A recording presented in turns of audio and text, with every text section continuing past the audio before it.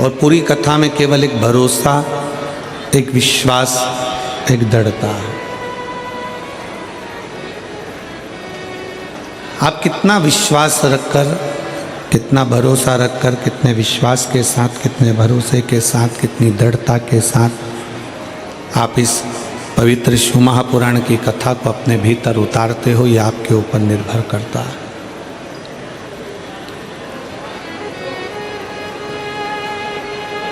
और कल कथा में कहा था, संसार वालों पर भरोसा करोगे तो हो सकता है टूट जाए।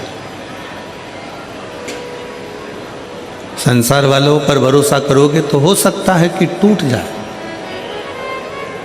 पर अगर मेरे बाबा देवाधिदेव महादेव पर भरोसा किया है तो वो जिंदगी में कभी टूटता नहीं है, वो भरोसा और बढ़ता चले ही जाता है, वो टूटता नहीं है।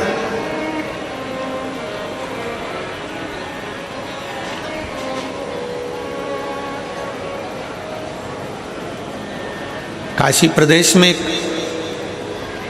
संत हुए शिव योगी।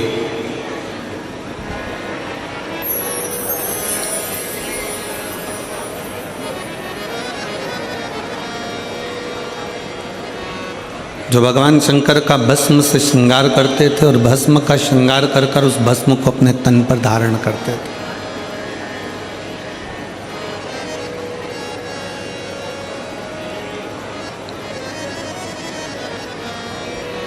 शिव पर चढ़ी गई भस्म, शिव पर चढ़ाया गया जल, शिव पर चढ़ाई गई बेलपत्र, शिव पर चढ़ाया गया एक अक्षत, शिव पर चढ़ाया गया चंदन, अबीर, गुलाल, शिव पर चढ़ाया गया पंचामृत, शिव पर चढ़ाया गया गाय का दूध। ये सभी जो भी सामग्री हम भगवान शंकर को समर्पित करते हैं, केवल शिव को समर्पित नहीं करी गई है, समर्पित करने के बहाने हमारे जैसे जीवों का जो संपूर्ण संसार सागर में ना जाने कितना झूठ, कितना कपट, कितना छल, कितनी बेईमानी, कितना पाप, कितना असत्य कहीं ना कहीं मनुष्य की देह से हो जाता है, उस देह से मुक्ति का एक बिंदु है।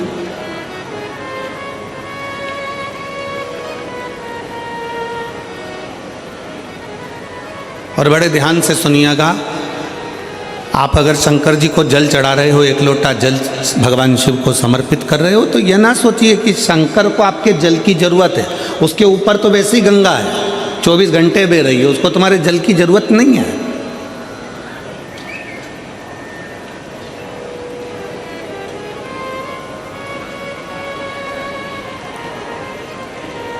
आप देवाधिदेव महादेव को अगर एक लोटा जल चढ़ा रहे हो तो ये विचार ना करिए कि शंकर को तुम्हारे जल की जरूरत है।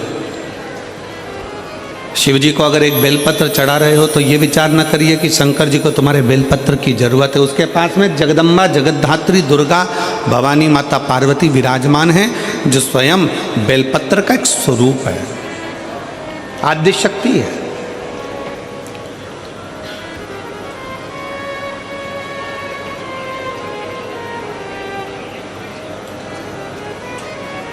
भगवान शंकर को अगर दिया लगा रहे हो, तो दीपक जला रहे हो, दिया लगा रहे हो, तो ये ना सोचिए कि हम भगवान शंकर को दीप लगा रहे हैं। उसको तुम्हारे दीप की जरूरत नहीं है, उसके मस्तक पर चंदा विराजमान है।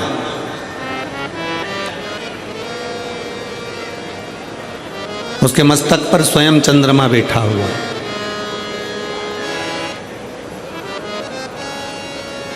भगवान शंकर को तुमसे कुछ भी नहीं चाहिए, कुछ भी नहीं।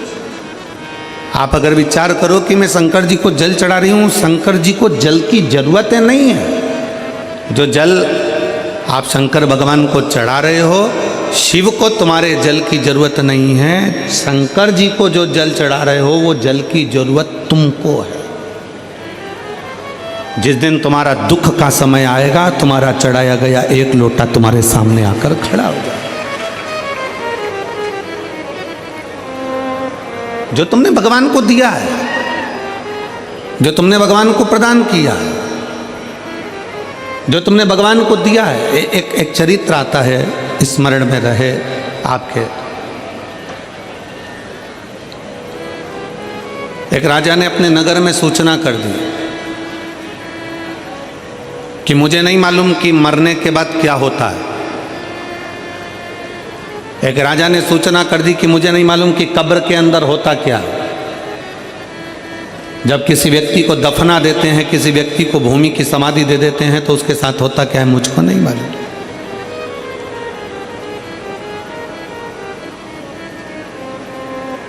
राजा ने सूचना दी,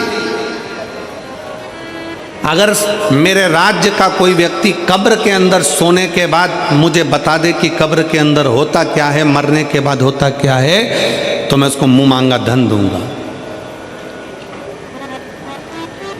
अब सोचने वाला विषय है कि मरे कौन, बताने के लिए जो मर गया वो आके बताए कौन।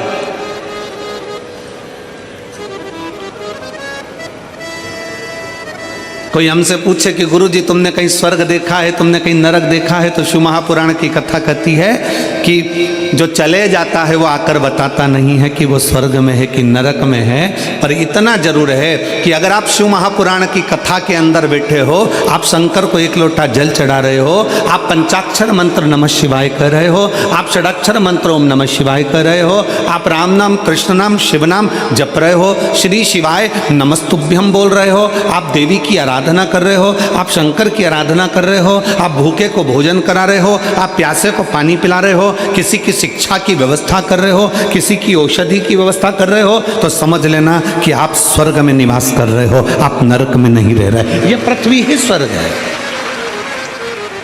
ये भूमंडल ही स्वर्ग है।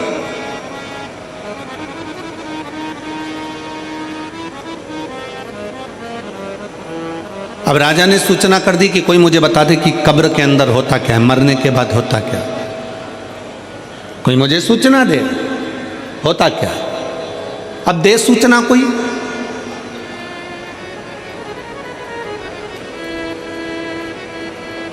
एक सिर फिरा था,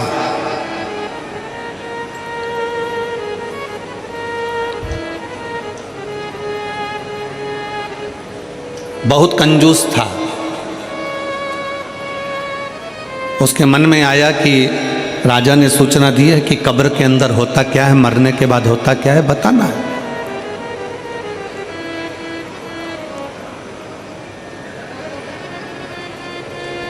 और मुंह मांगा इनाम दिया जाएगा, मुंह मांगा धन दिया जाएगा। ठीक है। उस व्यक्ति ने, कंजूस ने विचार करा कि मैं अगर अंदर कब्र में चले जाऊंगा, सो जाऊंगा, 20-25 मिनट की बात है, राजा ने तो 15 मिनट दिए हैं, मैं 20 मिनट अगर कब्र के अंदर मिट्टी में दब के सो भी जाऊंगा तो आकर बता दूंगा कि क्या होता है। ठीक है। उस व्यक्ति ने राजा के पास जाकर कह दिया कि मैं कब्र के अंदर जाने को तैयार हूं, मैं मरने को तैयार हूं, मैं बताने को तैयार। राजा ने कहा ठीक है, तैयारी करो। कब्र खोदी गई, उस व्यक्ति को लेकर आ रहे थे, पीछे उसके एक भिखारी पड़ गया। भैया थोड़ा सा दान दे दो ना, भैया तुम मरने जा रहे हो, तुम कब्र में सोने जा रहे हो, ए भैया थोड़ा सा दान दे दो ना। भिखारी कहे भैया भिक्षा दे दो ना, भैया मेरे कटोरे में कुछ डाल दो ना, भैया कुछ दे दो ना। अब वो भिखारी तो सोच रहा था कि मैं वापिस आऊँगा और सोने ही सोने की रकम मिलेगी, बस। अब ये भिखारी और वो कंजूस अलग, इसको क्या दूं। सामने पड़ा था कचरा, पत्तियों के थोड़े थोड़े जो सूखी पत्तियां पड़ी थी, वो पत्तियां उसने उठाई और उसके कटोरे में डाल दी भिखारी के। ले ये ले, तेरे कटोरे में मैंने दे दिया दान, भग यहां से जा, चल जा यहां से। और कटोरे में वो सूखी पत्तियां, पेड़ की सूखी पत्तियां, कचरा उठाकर डाला। भिखारी कचरा लेकर चले गया। इस व्यक्ति के लिए कब्र खोदी गई, उसको अंदर सुलाया गया, उस पर मिट्टियाँ डाली गई, मिट्टियाँ डालकर पूरा की पूरा पैक करा गया। अब जितनी जितनी मिट्टी डलती जा रही थी, उतना उतना उसका मन घबराते जा रहा था कि अब तो मरना निश्चित है। अब जीवित रहूंगा ही नहीं तो बताऊंगा कैसे, धन किससे लूंगा, पैसा किससे लूंगा, मेरे तो प्राण ही चले जाए।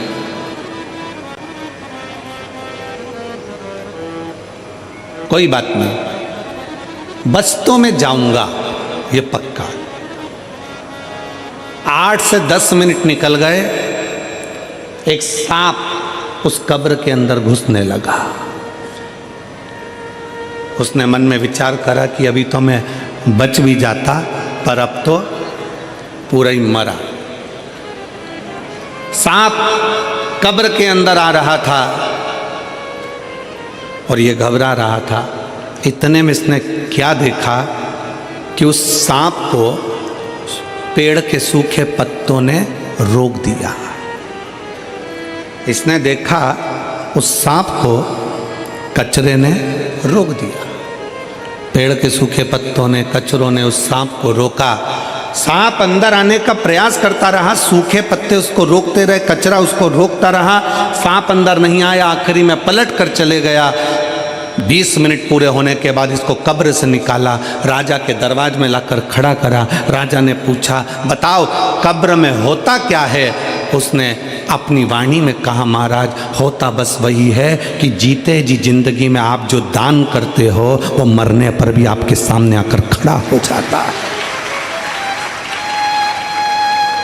जीते जी आपने जो भजन किया, जीते जी आपने जो कीर्तन किया, जीते जी आपने जो मंत्र जाप करा, जीते जी आपने जो नाम जाप करा, जीते जी आप शंकर की कथा सुन रहे हो, जीते जी आप एक लोटा जल चढ़ा रहे हो, फिर निवेदन है, शंकर को तुम्हारे एक लोटा जल की जरूरत नहीं है, शंकर को तुम्हारी बेलपत्र की जरूरत नहीं है, शंकर को तुम्हारे दीपक की जरूरत नहीं है। शंकर कहते हैं कि ये सब कुछ तुमने जल चढ़ाया तुम्हारे लिए, तुमने बेलपत्र चढ़ाई तुम्हारे लिए, तुमने दीप लगाया तुम्हारे लिए, ये सब कुछ तुम्हारा। तेरा तुझको अर्पण क्या लागे मेरा प्रभु, क्या लागे मेरा। ये मेरा कुछ भी नहीं है, जो कुछ भी है सब तुम्हारा है। तुमने जो किसी को पानी पिलाया है, तुमने किसी को सत्संग कराया है, तुमने किसी को भोजन कराया है, तुमने दीप लगाया है, तुमने कहीं भगवान का नाम जाप किया है, ये सब कुछ तुम्हारा आएगा और तुम्हारे काम ही आएगा।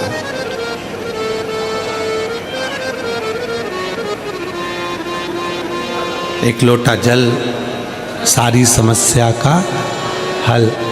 तुमने जो एक लोटा जल भगवान शंकर को समर्पित करा है, थोड़ा आवाज़ खींच रहा है, पकड़ रहा है, डीले कम करो हल्का सा और प्लेन करने का उसको सही तरीका पर। एक लोटा जल जो तुमने भगवान शंकर को समर्पित किया है, वो एक लोटा जल किसी दूसरे के लिए नहीं किया है, तुमने अपने लिए किया।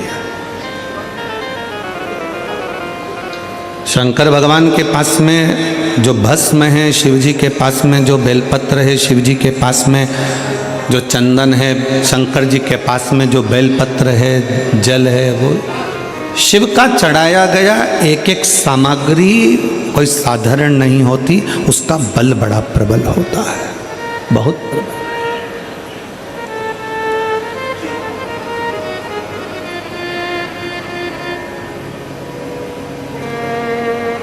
कल हमने कथा में कहा था, आप लोगों ने श्रवण किया था कि शिव जी पर जब हम जल समर्पित कर कर उसका पान करते हैं, उस जल को पीते हैं, तो वो जल जल नहीं रहता, वो अमृत बन जाता है, औषधि बन जाता है, हमारे शरीर के लिए वो सुख प्रदान करने वाला बन जाता है, श्रेष्ठता देने वाला बन जाता है। वो जल साधारण नहीं रह पाता। एक बड़ी सुंदर सी कथा आती है कि भगवान का चढ़ा हुआ सामग्री भगवान शंकर पर या माता पार्वती पर स्पर्श करी हुई सामग्री भी करोड़ों का सुख दे जाती है।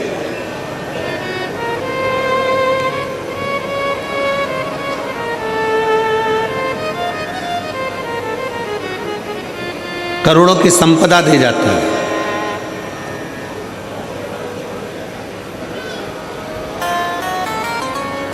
शिव योगी काशी प्रदेश में रहते हैं।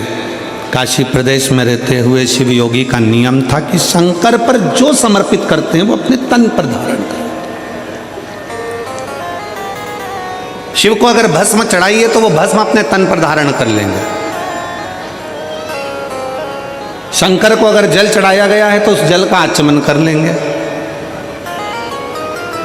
शंकर भगवान को अगर बेलपत्र चढ़ाई गई है तो वो बेलपत्र भी अपने मस्तक पर रखकर उसका स्मरण करेंगे। शिव को अगर पुष्प चढ़ाया गया है तो वो पुष्प अपने कानों में लगा लेंगे।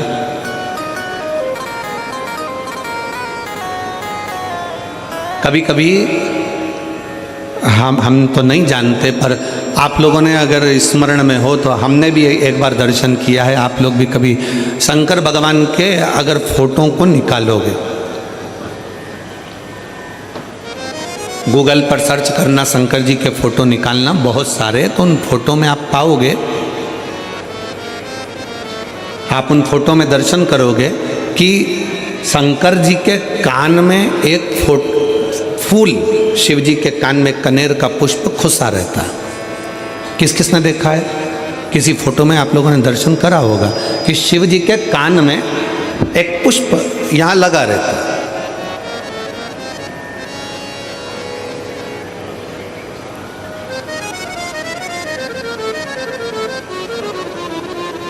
भगवान अगर श्रीनाथ जी का दर्शन करोगे, नाथ द्वारा में श्री जी बाबा का दर्शन करोगे,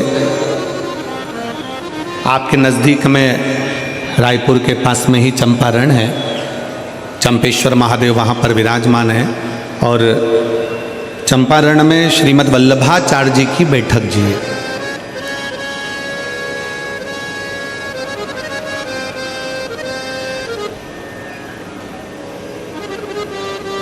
जिन्होंने पुष्टि मार्ग को प्रगटाया, ठाकुर जी के चरणों की सेवा सिखाई। और श्रीनाथ जी का अगर दर्शन करते हो, श्री जी बाबा का अगर दर्शन करते हो, गोवर्धन नाथ जी का अगर दर्शन करते हो, तुम्हारे घर में अगर श्रीनाथ जी का कोई फोटो है, गोवर्धन नाथ जी का अगर कोई फोटो है, श्री जी बाबा का अगर कोई फोटो है, तो उस फोटो में आप दर्शन करेंगे कि श्रीनाथ जी का जो हस्तकमल ऊपर है, उस हस्तकमल पर एक पुष्प रखा हुआ।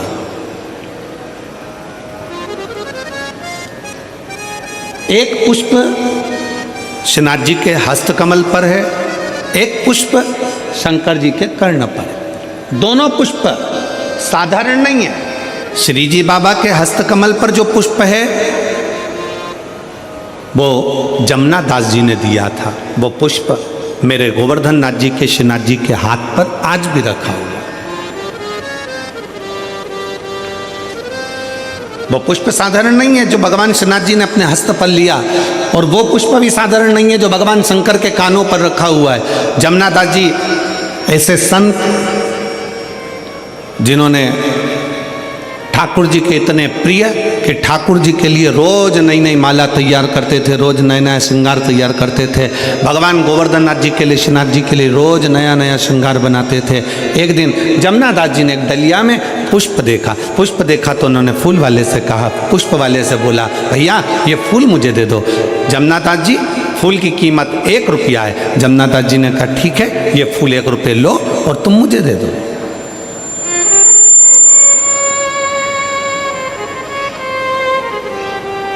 एक रुपया लीजिए और पुष्प मुझे दे दिए। वहीं से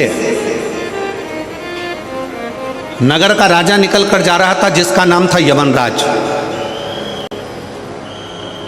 और यवनराज ने देखा कि डलिया में बड़ा सुंदर फूल है। जमुना दास जी ठाकुर जी की हवेली जी जा रहे हैं, भगवान का दर्शन करने जा रहे हैं, तो फूल लेकर जाना चाहते हैं। और यवनराज एक वेश्या के यहाँ जा रहा था तो उसने देखा कि फूल बड़ा सुंदर है, वेश्या के सिर पर लगाऊंगा, जूड़े में सजाऊंगा, वेश्या बड़ी सुंदर लगेगी, खुश हो जाएगी। उसने रथ रोका, बग्घी रोकी और रोककर कहा, ए फूल वाले, फूल कितने का है? फूल वाले ने कहा, फूल 2 रुपए का है।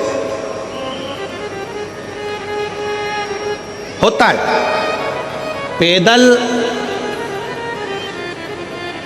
मूली लेने के लिए जाओगे, पैदल टमाटर लेने के लिए जाओगे, पैदल आलू लेने के लिए जाओगे, पैदल हरी मिर्ची लेने के लिए जाओगे, पैदल गोभी लेने के लिए जाओगे तो 5-10 रुपए किलो मिल जाएगी।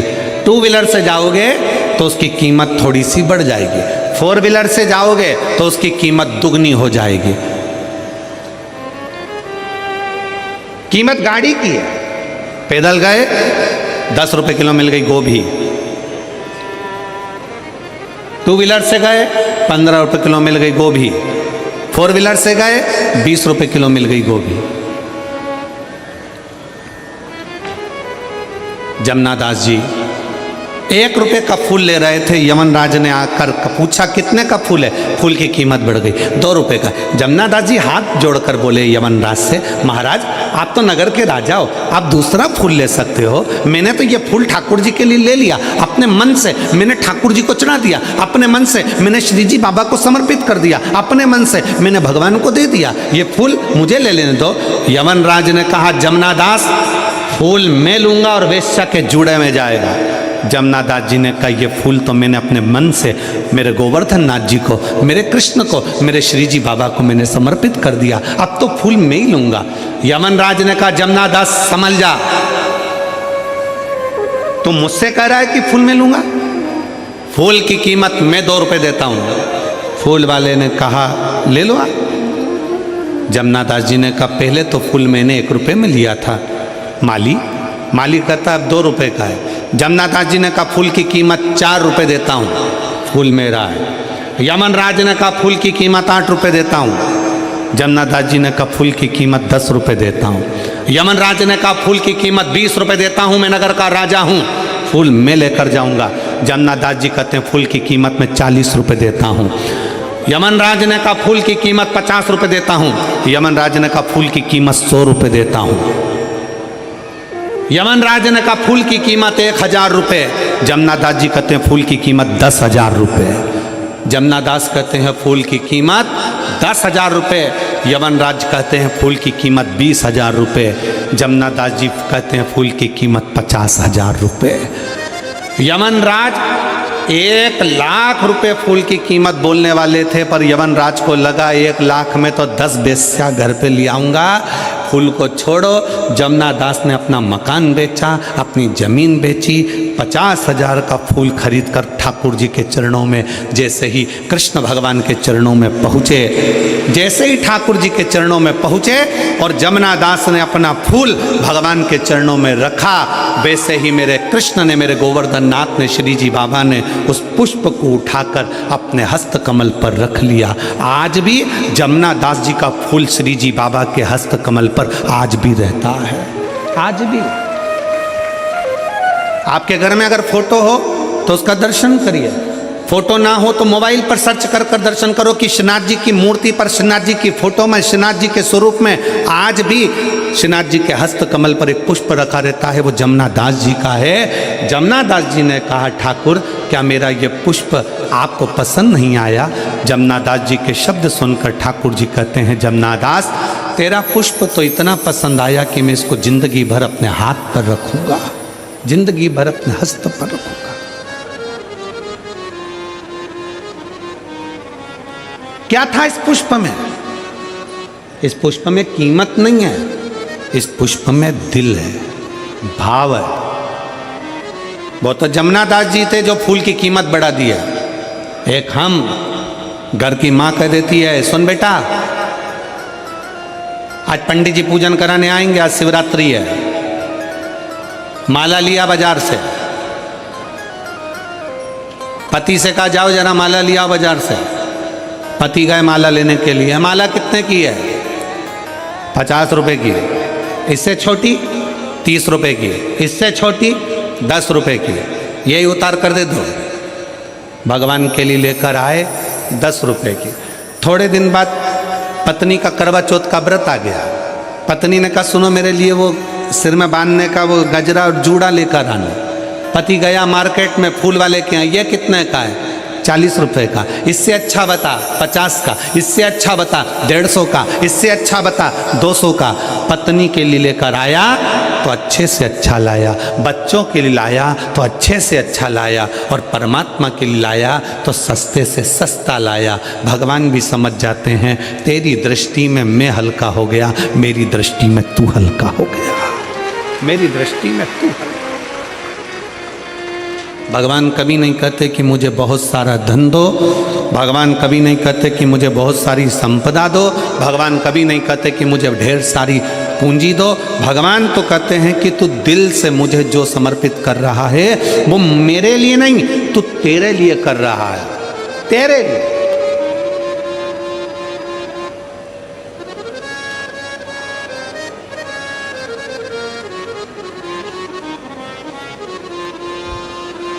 शिव योगी की कथा कर रहे हैं।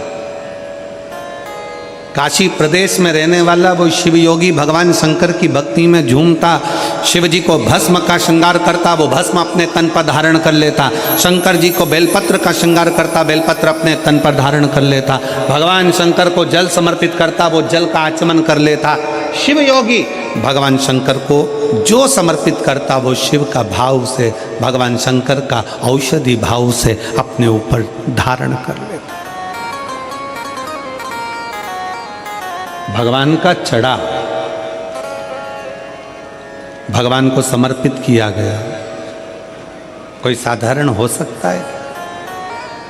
हमने पहले भी एक बार कथा में कहा था, मेरी जीजियों से निवेदन है, मेरे जीजाओं से निवेदन है, मेरी बेटियों से बेटाओं से निवेदन है, कोई 500 रुपए की साड़ी लेकर आए, कोई 1000 रुपए की साड़ी लेकर आए, कोई 10,000 की साड़ी लेकर आए, तुम 200 रुपए की साड़ी लेकर आओ।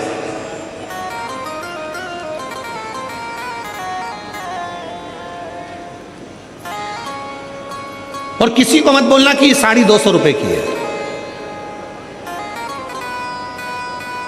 किसी को मत बोलो कि ये साड़ी 200 रुपए की है।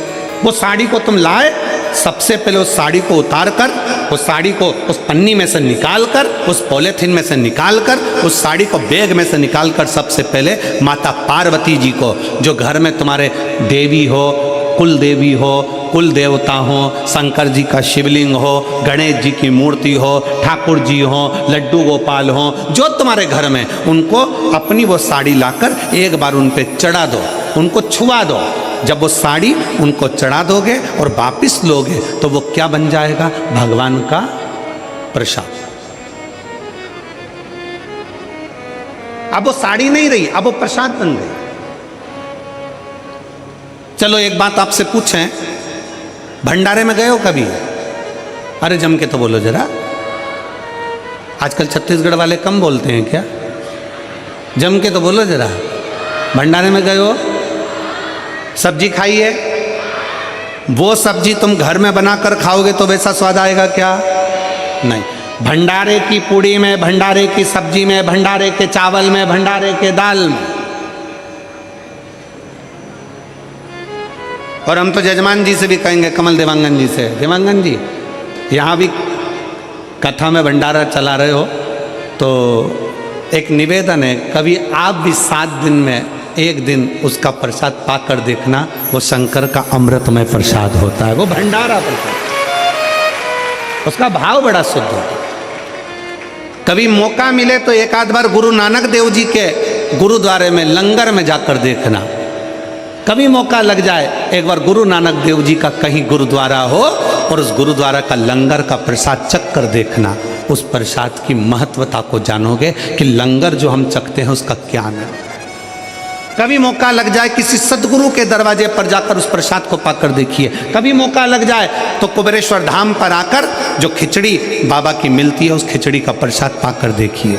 कभी मौका लग जाए तो किसी संत साधु गुरुजन तपस्वी जन साधक उपासक के यहाँ जाकर उस तप बल से पकी हुई इस प्रसाद को पाई,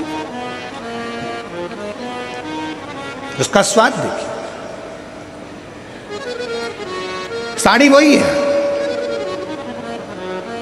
200 रुपए की साड़ी है, किसी को मत बताओ कि 200 की है, बस उसको ले जाके भगवान को चढ़ा दो, प्रसाद बन जाए। अब वो प्रसाद बन गई तो वो कीमत वाली हो गई, वो प्रसाद बन गई तो उसमें स्वाद आ गया, वो प्रसाद बन गई तो भगवान का स्वाद हो गया, स्वाद।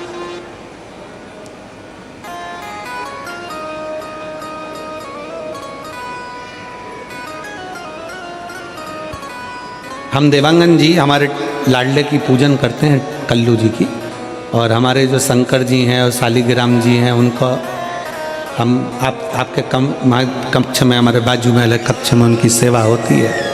सुबह सुबह हम वहाँ पहुँच जाते हैं सेवा के लिए। तो जब भगवान को भोग लगता है और भगवान का जब स्नान आदि हो जाता है, भोलेनाथ जी का पूजन हो जाता है और भाभी जी वगैरह वो फ्रूट्स थोड़ा सा फल और दूध वगैरह भेजती हैं, तो वो हम भोग लगाकर वापस उसको बाहर भेजते हैं।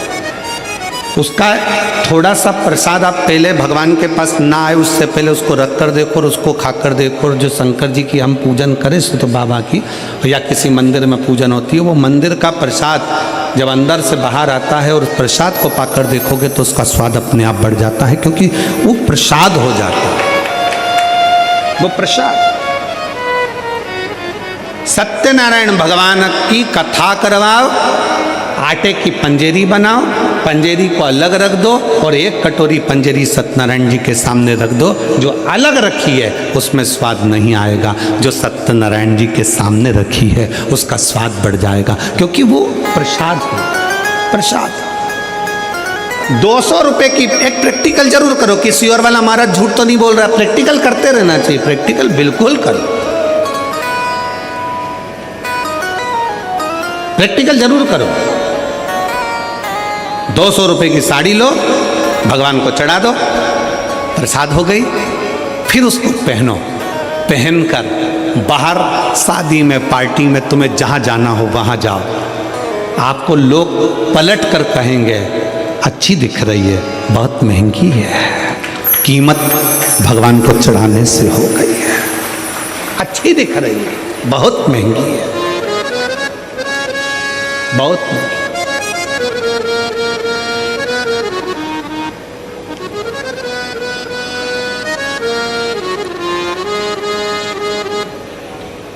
और तेरा ही दिया मैंने खाया पिया है, तेरा शुक्रिया है, तेरा शुक्रिया है।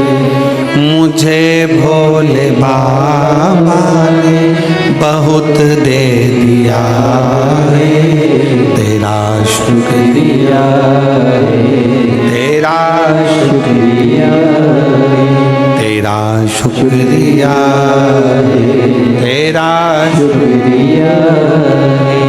ये जायदाद दी है, औलाद दी, ये जायदाद दी है, औलाद दी है। मुसीबत में हर वक्त इमदाद दी है, मुसीबत में हर वक्त इमदाद दी है।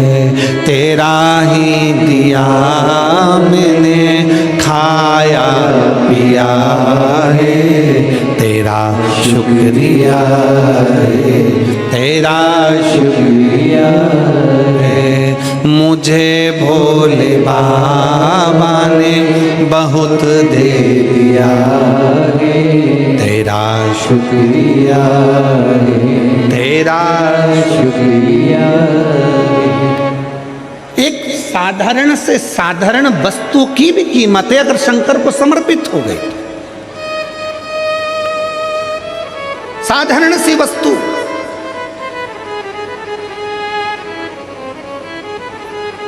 सीता जी ने जब हनुमान जी ने माता जानकी जी को राम जी की मुद्रिका दी, तब सीता जी ने हनुमान जी को क्या दिया था? जम के बोलो, क्या देकर भेजा था? अरे बोलो तो, क्या देकर भेजा? हनुमान जी ने तो माता जानकी जी को मुद्रिका दी थी, अंगूठी दी थी। सीता जी ने क्या देकर भेजा था? अपनी चूड़ामणि। क्या देकर भेजा था? जम के बोलो जरा। अपने बालों की चूड़ामणि माता जानकी जी ने हनुमान जी को देकर भेजा। क्या थी चूड़ामणि? कहां से आई थी चूड़ामणि? वो चूड़ामणि इतनी विशेष क्या थी जो चूड़ामणि सीता जी ने हनुमान जी को दे दी?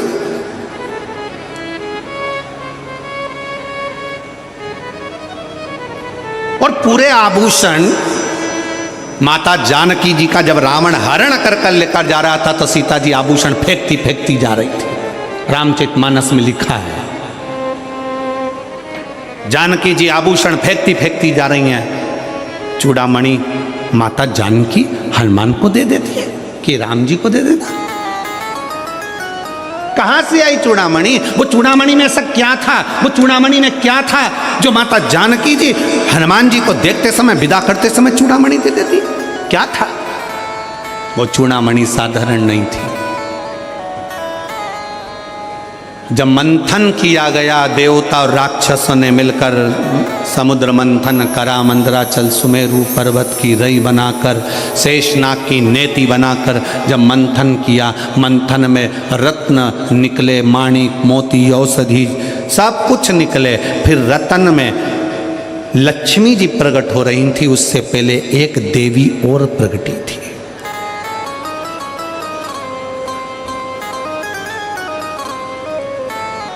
उस मंथन में एक देवी और प्रकटी थी। लक्ष्मी जी के प्रकट होने से पहले एक देवी और प्रकटी थी जिसका नाम था रत्नाकर नंदिनी। सब बोलो उसका नाम, क्या नाम है उसका? रत्नाकर नंदिनी। जम के बोलो जरा। लक्ष्मी जी के प्रकट होने से पहले मंथन में एक देवी और प्रकटी थी जिसका नाम था रत्नाकर नंदिनी। रत्नाकर नंदिनी जैसे ही प्रकट हुई, उसने भगवान विष्णु का दर्शन किया तो उसके मन में आ गया कि मैं इनको पति बनाऊंगी। तुरंत उसके मन में भाव जागृत हो गया, मैं नारायण को अपना पति बनाऊंगी, मैं नारायण को अपना पति बनाऊंगी। और पति बनाने के लिए माला तैयार करने के लिए, फूल ढूंढने के लिए चली गई, पुष्प ढूंढने के लिए।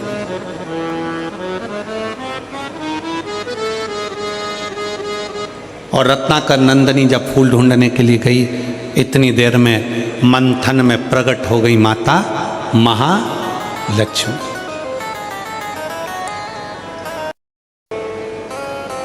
अब मां महालक्ष्मी जब प्रकट हुई तो उनके हाथ में पुष्प की माला थी। भगवान नारायण को जैसे ही लक्ष्मी जी ने देखा, आगे बढ़कर माता लक्ष्मी ने वो नारायण के गले में माला पहना दी। और जैसे ही माला पहनाई, भगवान विष्णु को लक्ष्मी जी ने वर लिया।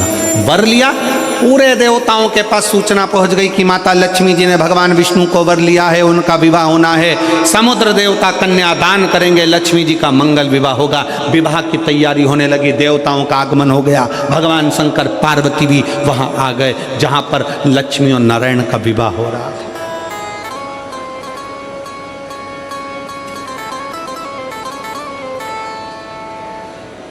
पहुंच गए।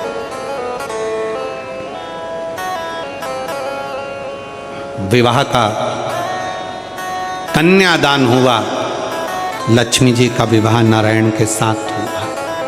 इतनी देर में रत्नाकर नंदिनी आ गई, माला बनाकर, माला लेकर, पुष्प लेकर। स्वामी भगवान विष्णु को देखा तो भगवान विष्णु के पास में तो लक्ष्मी खड़ी थी। दोनों की वरमाला हो चुकी थी, भावर हो चुकी थी, दोनों का विवाह हो चुका था। रत्नाकर नंदिनी की आंख में से जल बहने लगा, नैनों से जल बह रहा था। भगवान नारायण ने बुलाया, हे रत्नाकर नंदिनी, इधर आओ। रत्नाकर नंदिनी आई। प्रभु, मैं आपको वरना चाहती थी, मैं आपको अपना बनाना चाहती थी। भगवान कहते हैं, रत्नाकर नंदिनी, मेरा विवाह लक्ष्मी जी से हो गया है। तुम मुझे वरना चाहती थी, मैं जान गया था तेरे मन की दशा को, पर तो चिंता मत कर। कलिकाल में जब मेरा कल्कि अवतार होगा, तब मैं तुझे अपनी अर्धांगिनी बनाऊंगा। मैं तुझे अर्धांगिनी बनाऊंगा, तब तक तू त्रिकूट में, त्रिकूट पर्वत पर माँ वैष्णो देवी के नाम से विख्यात होकर विराजमान होगी। तेरे में 3 देवियों की शक्तियां तेरे साथ होगी, वहां बैठेगी। राम अवतार में मैं स्वयं तुझे दर्शन देने के लिए आऊंगा। जब जब मृत्यु लोक पर आऊंगा, तब तब तुझे मैं दर्शन दूंगा। रत्नाकर नंदिनी, तुम जा सकते। रत्नाकर नंदिनी ने भगवान नारायण से कहा कि तुम्हारा विवाह हुआ है। शादी में अगर कोई आता है तो उसको विदाई दी जाती है।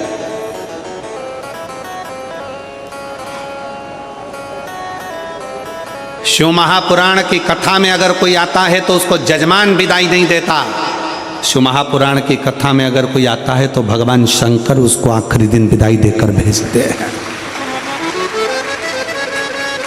इसीलिए शिव महापुराण का छठा दिन शिवरात्रि मानी जाती है और 7वें दिन विदाई मानी जाती है। तो भगवान शंकर उसकी झोली में खुशियां देकर भेजते हैं।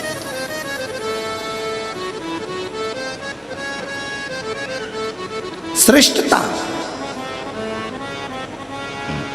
रत्नाकर नंदिनी कहा मैं जा रही हूं, पर मैं आपके विवाह में साक्षी बनी हूं, आपके विवाह में मेरी साक्षीता है, आप मुझे विदाई दीजिए। भगवान नारायण मुस्कुरा कर कहते हैं कि आपको मैं विदाई दूं, ये श्रेष्ठता कहां? हमारे देवों में भी देव महादेव हमारे पास में बैठे हैं, विदाई वो देंगे। तुरंत रत्नाकर नंदिनी शंकर जी के सामने हाथ जोड़कर बोली कि हमको विदाई दीजिए। रत्नाकर नंदिनी के शब्द सुने तो शंकर भगवान बोले कि आप स्त्री हो और स्त्री को विदाई माँ जगत जननी पार्वती देंगी। पार्वती जी ने शंकर जी को देखा और देखकर मुस्कुरा कर कहा कि मैं क्या दूं इसको? मेरे पास तो फूल के जेवर हैं, मेरे पास कोई गोल्ड नहीं, हीरा नहीं, चांदी नहीं, सोना नहीं। सारे देवी देवताओं के पास में, सारी देवियों के पास में सोने चांदी के हीरे पन्ना के जेवर होंगे, पर मेरे शंकर भगवान की धर्म पत्नी माता अर्धांगिनी माता पार्वती के पास हीरा मीरा नहीं, क्योंकि शंकर भगवान तो खुद कोहिनूर हीरा है और जिसके पास मिल जाते हैं तो उसको हीरे की जरूरत ही क्या पड़ती है। मेरे पास तो खुद कोहिनूर हीरा मेरा शिव है।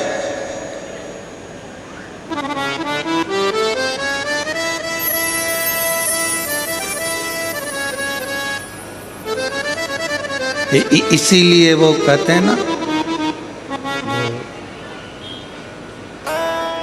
जो नाम शिव का लेवे भोले जी दर्शन देवे, भोलेनाथ ब्यूटीफुल। जो नाम शिव का लेवे भोले जी दर्शन देवे, भोलेनाथ ब्यूटीफुल। जो नाम उसका लेवे भोले जी दर्शन देवे, Bholenath beautiful. Bholenath beautiful, Bholenath beautiful. भगवान शंकर तो खुद ही हीरा है, रतन है, माणिक है, सोना है। मेरा शिव तो खुद सुंदर है, इसलिए उसको कर्पूर गौरम करुणावतारम संसार सारम भुजगेंद्रहारम सदा वसंतम हृदयारविंदे भवम भवामी सहितम। पार्वती जी मुस्कुरा कर कहती है मेरे पास कोई आभूषण नहीं है, मैं क्या दूं? रत्नाकर नंदिनी को विदाई में क्या दूं? शंकर भगवान ने कहा तुमने विश्वकर्मा जी से एक चूड़ामणि बनवाई है, वो चूड़ामणि तुम इस रत्नाकर नंदिनी को दे दो। अभी कथा में कहा कि भगवान शंकर पर पार्वती जी पर चढ़ी हुई सामग्री कोई साधारण नहीं होती है, साधारण नहीं है। मेरी ये जीजियां बैठी हैं ना, मेरे जीजाओं, आप लोग कभी दर्शन करना। ये मेरी जीजियां जब देवी जी के मंदिर में जाती हैं ना, और देवी जी के मंदिर में या सुहागिलों में जब जाती हैं, सौभाग्यवती माताओं का कोई कार्यक्रम होता है उसमें जाती है, तो वहाँ से सिंदूरा लेके अपनी मांग में भर लेती है। बोलो री जीजियाँ सही है कि गलत है? वहाँ से घर में अगर कोई सुहागिल हो रही है, घर में कोई गोरानी हो गई है, घर में कोई देवी की पूजन हो रही है, उन्होंने कंकु लिया और अपनी मांग में भरा। क्यों? किस लिए? किसका? सौभाग्यता के लिए। पार्वती, जो चूड़ामणि तुमने विश्वकर्मा जी से बनवाई थी अपने केशों में लगाने के लिए, जब सोने का महल बनवाया था और सोने के महल कि साथ में एक चूड़ामणि तुमने बनवाई थी और वो महल तो चले गया था जो विशर्वा जी को मिल गया, पर वो चूड़ामणि तुम्हारे पास है, दे दो। पार्वती जी मुस्कुरा कर कहती हैं, स्वामी, बालों से चूड़ामणि निकाली और दे दी रत्नाकर नंदनी को। रत्नाकर नंदनी से पार्वती जी ने कहा, सुनो रत्नाकर नंदनी, ये वो चूड़ामणि है जो मेरे स्वामी से कहकर मैंने बनवाई थी, और मेरे स्वामी ने मुझे वर दिया था कि ये चूड़ामणि जिस स्त्री के जूड़े में रहेगी और वो स्त्री जिस नगर में रहेगी, ये चूड़ामणि जिस स्त्री के जूड़े में रहेगी और वो चूड़ामणि जिस नगर में रहेगी, वहां का राजा कभी हार नहीं सकता, उसे कोई मार नहीं सकता। वहां का राजा कभी हार नहीं सकता और उसे कोई मार नहीं सकता। चूड़ामणि रत्नाकर नंदनी को दे दी। रत्नाकर नंदनी चूड़ामणि ली और लक्ष्मी जी को दे दी। लक्ष्मी जी की चूड़ामणि आई, इतनी देर में इंद्र की पत्नी इंद्राणी का दिल उस चूड़ामणि पर आ गया। इंद्राणी ने इंद्र से कहा, ये चूड़ामणि मुझको चाहिए। इंद्र ने विवाह की विदाई में कि नारायण भगवान आपकी शादी हुई है, मेरी विदाई में कुछ दोगे नहीं, क्या चाहिए? वो चूड़ामणि जो लक्ष्मी जी के जूड़े में सजी है, वो चूड़ामणि इंद्र ने लेकर इंद्राणी को दे दी। अब इंद्राणी के जूड़े में वो चूड़ामणि थी। एक संभासुर नाम का एक असुर हो गया जो देवताओं को परेशान करने लगा, तो दशरथ जी को युद्ध करने के लिए बुलाया। दशरथ जी को युद्ध करने के लिए बुलाया। उस समय पर दशरथ जी का विवाह माता केकई से हुआ था। केकई इतनी बड़ी वीर थी, रथ को हाँकने वाली और शस्त्र चलाने वाली माता केकई थी। और केकई युद्ध के मैदान में आई, संबासुर का वध हुआ।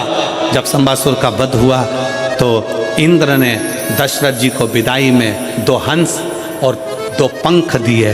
और इंद्राणी ने पूछा, आपको क्या दूं? तो इंद्र ने कहा, एक काम करो, केकई को आपके चूड़े की चूड़ामणि दे दो। केकई को वो चूड़ामणि दे दी गई। केकई के मस्तक पर वो चूड़ामणि आई। केकई आई, केकई ने विचार करा, ये चूड़ामणि का मैं क्या करूंगी?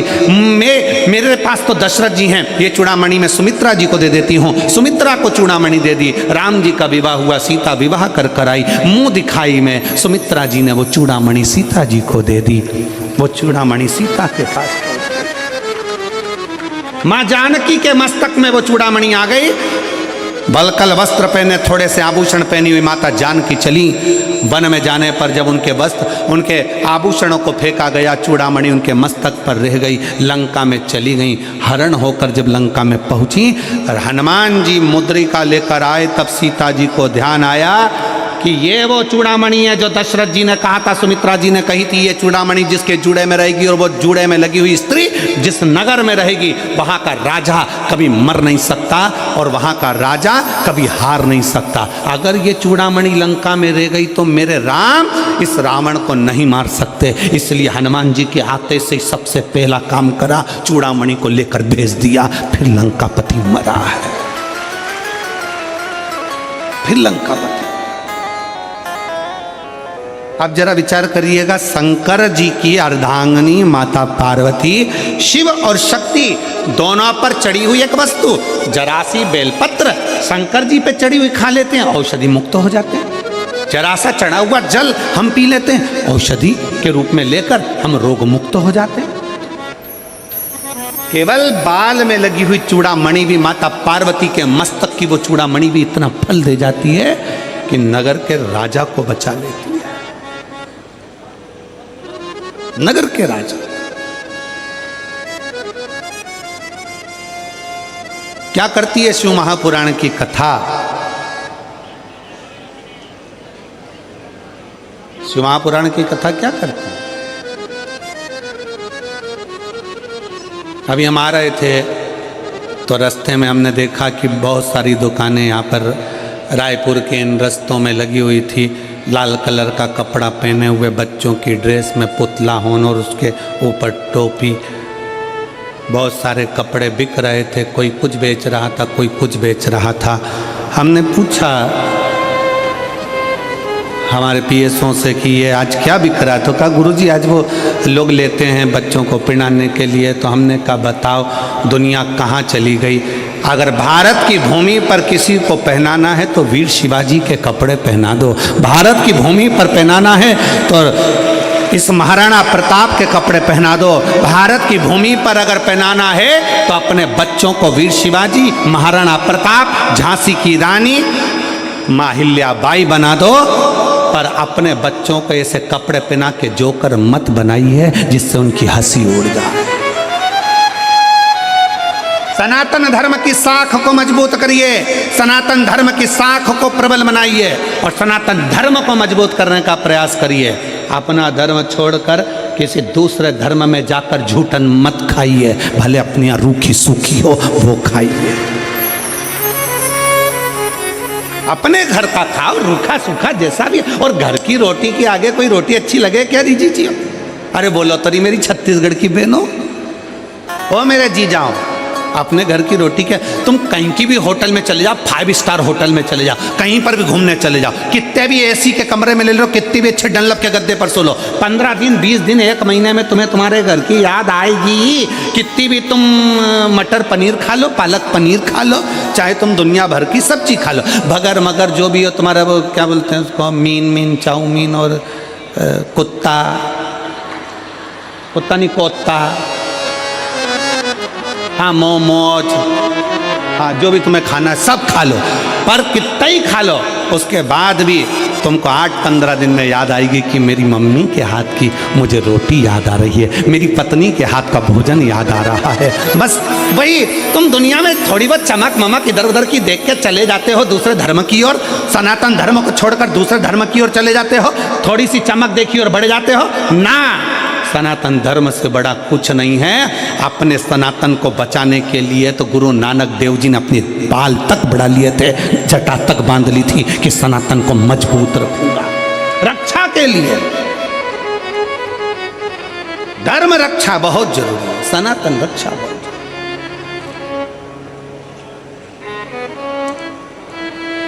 कहां भटक रहे हो? कहाँ? और अभी वो लोग कहेंगे वो 31st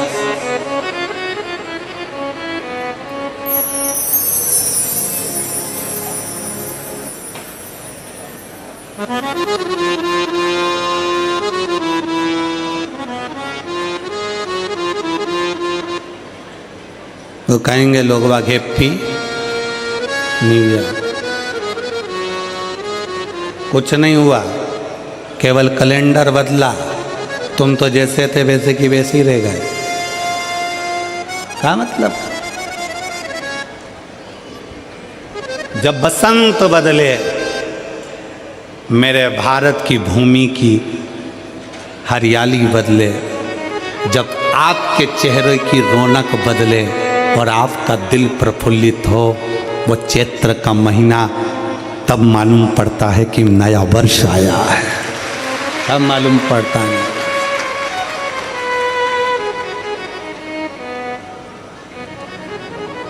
31 तारीख को दारू की बोतल खुलती है और भारतीय नए वर्ष चैत्र की नए वर्ष में गंगा जल खुलता है।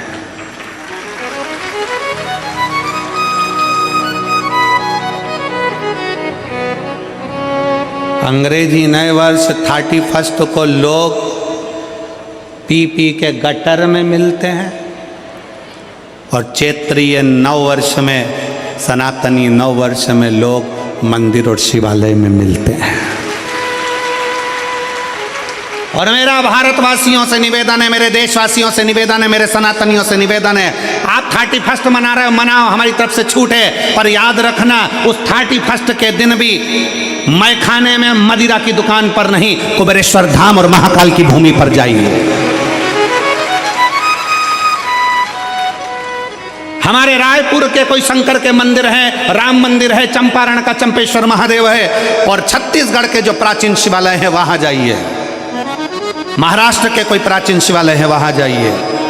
वहाँ जाकर अपने को अगर मनाना ही है तो भगवान शंकर की शरण में मनाओ, क्योंकि आप कितने किस्मत वाले हो रहे छत्तीसगढ़ वालों की। ये दिसंबर एंड की 24 से 30 तारीख तक की कथा तुमको मिली, मतलब दिसंबर का एंड भी तुम शंकर की शरण में, और 2025 की शुरुआत 4 जनवरी से 10 जनवरी तक छुरिया हाले कोसा में कथा मिल गई। मतलब तुम्हारा 24 और 25 सब बढ़िया बाबा के चरणों, शिव भक्ति में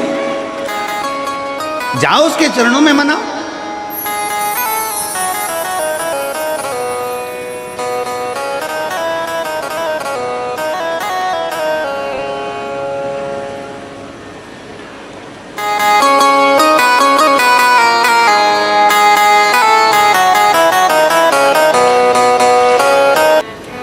मेरी बेटी का नाम मोनिका साहू है। मैं बोरसी दुर्ग छत्तीसगढ़ की निवासी हूँ।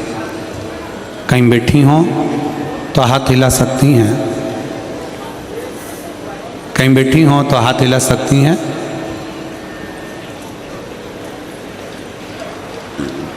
आइए, हाथ हिला तो एक बार। आ जाइए, बेलपत्र ले जाइए, आ जाइए, दोनों आ जाओ, आ जाइए। मेरा नाम श्रीमती ललिता साहू, मेरी बेटी का नाम मोनिका साहू। मैं बोरसी दुर्ग छत्तीसगढ़ की निवासी हूँ। पत्र को आप लोग LED पर आस्था चैनल पर पढ़ सकते हैं। मेरा मोबाइल नंबर यह है। 1 लोटा जल पशुपतिनाथ व्रत भोले बाबा के मंदिर में सेवा करने का फल क्या मिलता है, मैं सभी जन को बताना चाहती हूँ। भोले बाबा की कृपा का क्या गुणगान है, जितना भी बोलूँ बहुत कम है। मेरी बेटी सिविल सेवा परीक्षा की तैयारी वर्ष 2019 से कर रही थी। 2019 से वो तैयारी कर रही थी, किंतु कुछ नंबर कम होने के कारण सिलेक्शन नहीं हो पाता था, रिजल्ट निष्फल हो जाता था, तो मेरी बेटी बहुत ही निराश हो जाती थी। गुरुजी, आप कहते हो चौगनी मेहनत करो और 1 लोटा जल भोलेनाथ पर चढ़ाओ। परीक्षा के दिन शहद वाली बेलपत्र शिवलिंग पर चिपकाकर परीक्षा देने जाओ। आपके बताए अनुसार मेरी बेटी रोज मंदिर जाती, परीक्षा के दिन बेलपत्र में शहद लगाकर भोले बाबा के शिवलिंग को चिपकाकर परीक्षा देने गई। मैं पशुपतिनाथ का व्रत की, परिवार सहित सीहोर गई, कंकर शंकर की पूजा की। 17 अगस्त 2024 की कावड़ जाकर भरी, बाबा की जो 2024 की कांवड़ थी वो भी जाकर भरी है। भोले बाबा की ऐसी कृपा हुई कि बेटी CGPSC की सभी परीक्षा कंप्लीट करके मेरी बेटी वर्ष 2023 की परीक्षा में उत्तीर्ण होने के बाद 14वां रैंक प्राप्त कर ली और राज्य वित्त सेवा अधिकारी के पद पर आज मेरी बेटी नियुक्त हो गई। मैं बाबा को यहाँ धन्यवाद देने के लिए आई हूँ। कहीं बैठे हैं तो आकर आप बेलपत्र ले सकते। अगला पत्र है। मेरा नाम विनोद सेन, पिता श्री देवलाल सेन। कहीं बैठे हों, ग्राम पंचायत नवगांव, पोस्ट रोंधा, तहसील धमधा, जिला दुर्ग, छत्तीसगढ़ का निवासी हूँ। मेरा मोबाइल नंबर ये है। कहीं बैठे हों, विनोद सेन, पिता श्री देवलाल सेन, ग्राम आप ही हैं। आ जाइए, एक बेलपत्र ले जाओ बेटा, हाथ हिलाओ एक बार, वापिस आ जाओ। मेरा नाम विनोद सेन, पिता श्री देवलाल सेन, ग्राम पंचायत नवगांव, पोस्ट रोंदा, तहसील धमधा, जिला दुर्ग, छत्तीसगढ़ का निवासी हूँ। मेरा मोबाइल नंबर ये है। 1 लोटे जल का मैं क्या महत्व बताऊँ गुरुजी। 2022 से आपकी कथा टीवी पर आपकी कथा सुन रहा हूँ गुरुजी। 22 वर्ष मेरा उम्र है। 2023 में मैंने अपना ग्रेजुएशन पूर्ण किया और 2023 में ही मैंने एक सरकारी नौकरी के लिए परीक्षा दिया। उससे पहले मैंने कोई कोचिंग या तैयारी नहीं किया था। मैं बहुत कम उम्र में से शिवजी की भक्ति में लगा हूँ। बस बाबा पे भरोसा करके और एक बेलपत्र शहद लगा के बाबा को प्रणाम करके परीक्षा दिला दिया। 2024 सितंबर में आपका उसका परिणाम आया और उस परीक्षा में पास हो गया। CSPDL CL विद्युत विभाग में असिस्टेंट इंजीनियर के पद पर बाबा ने मुझे चयनित करा दिया। मैं गांव का पहला लड़का हूं जो सरकारी नौकरी में लगा हूं। बाबा, ये केवल बाबा की कृपा है जो मेरे गांव का पहला व्यक्ति सरकारी नौकरी में लगा। मैं बाबा को प्रणाम करने के लिए आया हूँ। पहले मुझे, अब पत्र को जरा ध्यान से पढ़िएगा, पहले मुझे गांव और रिश्तेदार ताना मारते थे कि शिव जी की भक्ति से और पूजा पाठ से समय खराब होगा, ये सब छोड़ो और काम में ध्यान दो, ये सब छोड़ दो और काम में ध्यान दो। गुरुजी, बाबा ने मेरी नौकरी लगा के सभी को जवाब दे दिया कि शंकर जी पे चढ़ाया गया एक लोटा जल कभी खाली नहीं जाता, शिव भक्ति मूल। और देखो रे भाई, ओ छत्तीसगढ़िया सबले बढ़िया, थोड़ा ध्यान से सुनिएगा। आप शंकर जी के मंदिर जाओगे जल चढ़ाने, लोग ताना देंगे। आप शिव जी के मंदिर जाओगे, लोग ताना देंगे। आप कथा सुनने के लिए शिव महापुराण के पंडाल में आओगे, लोग ताना देंगे। आप होटल में खाने जाओगे, कोई ताना नहीं देगा। आप मदिरा का नशा करोगे, लोग खुश होंगे, बर्बाद हो जा। लोग ये चाहते हैं आप जब जब सनातन धर्म की ओर आगे बढ़ोगे, दुनिया के लोग आपको ताना दे देकर खींच कर पीछे लाएंगे। पर आपका फर्ज है कि शंकर जी का चरण नहीं छोड़ना, शिव महापुराण मत छोड़ना, वो आपको नहीं छोड़ेगी, आगे बढ़ाती ले जाए, आगे बढ़ाती ले जाए। इस बेटे ने लिखा, पहले मुझे गांव और रिश्तेदार ताना मारते थे कि शिव जी के मंदिर में हो, क्यों झाड़ू लगाना, क्यों पोछा लगाना, क्यों पूजन करना, क्या होगा।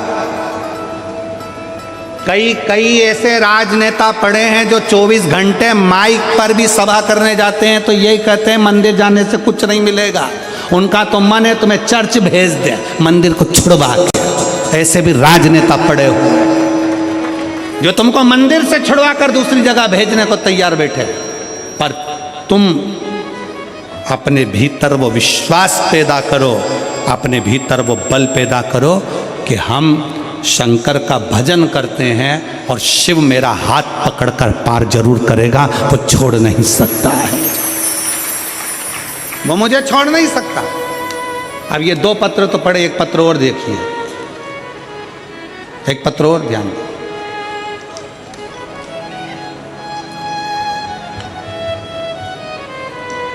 मैं दीपक यादव सेज बाहर दुर्गा चौक से हूं।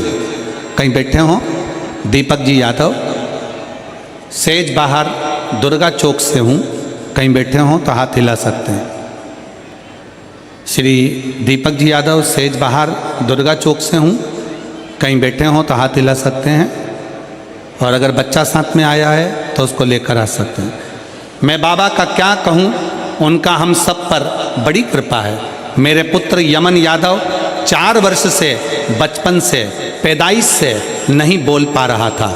डॉक्टरों की रिपोर्ट के अनुसार बच्चा कभी नहीं बोल पाएगा। 4 वर्ष का बच्चा मेरा बचपन पैदाइश से नहीं बोल पाता था। मैं बाबा का 1 लोटा जल का क्या वर्णन करूं गुरुदेव। 1 साल मैंने बाबा का चढ़ाया हुआ जल लाकर उसको पिलाना प्रारंभ करा और आज मेरा बेटा पूर्ण तरह से बोलने लगा। मैं बाबा को यहाँ धन्यवाद देने के लिए आया। कहीं बैठे हैं? हाथ हिलाओ। बच्चा आया है दीदी? बाबू आया है क्या साथ में? नहीं आया? आ जाओ आप, उसके लिए बेलपत्र ले जाना, आ जाइए। मेरा बच्चा पैदाइश बोल नहीं सकता था, 4 साल का हो गया, बोल नहीं पाता था। डॉक्टरों ने भी मना कर दिया था कि ये कभी नहीं बोलेगा। पर बाबा का 1 साल से जल पिला रहा हूँ और बाबा की कृपा से बच्चे ने बोलना चालू कर दिया। मैं बच्चे का फोटो भी लगा रहा हूँ। शिव तत्व, शंकर, ओघड़दानी, त्रिकालदर्शी, कैलाशी, शिव होता ही ऐसा। शिव भक्ति। अजय और लुटा दिया भंडार काशी वाले ने कर दिया माला। बधाई आपको बहुत। काशी वाले ने लुटा दिया भंडार काशी वाले। राज्य वित्त सेवा अधिकारी आपकी बेटी बनी है, उसको बहुत बहुत साधुवाद है हमारी तरफ से। बधाई बाबा को। साधु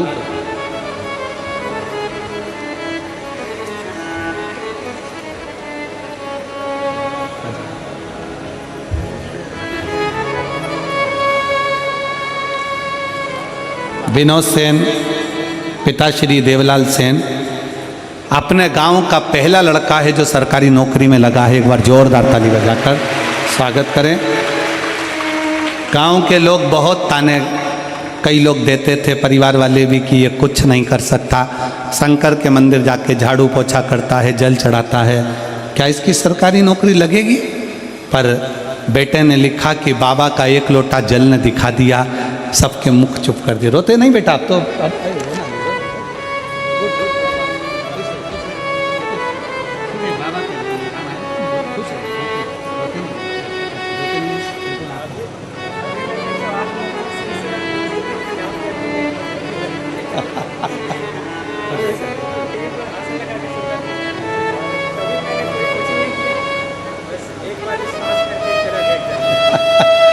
बेटा कह रहा है कभी मैंने कोचिंग नहीं करी, आपको गुरु मानकर श्री शिवाय नमस्तुभ्यम बोल पढ़ता रहा।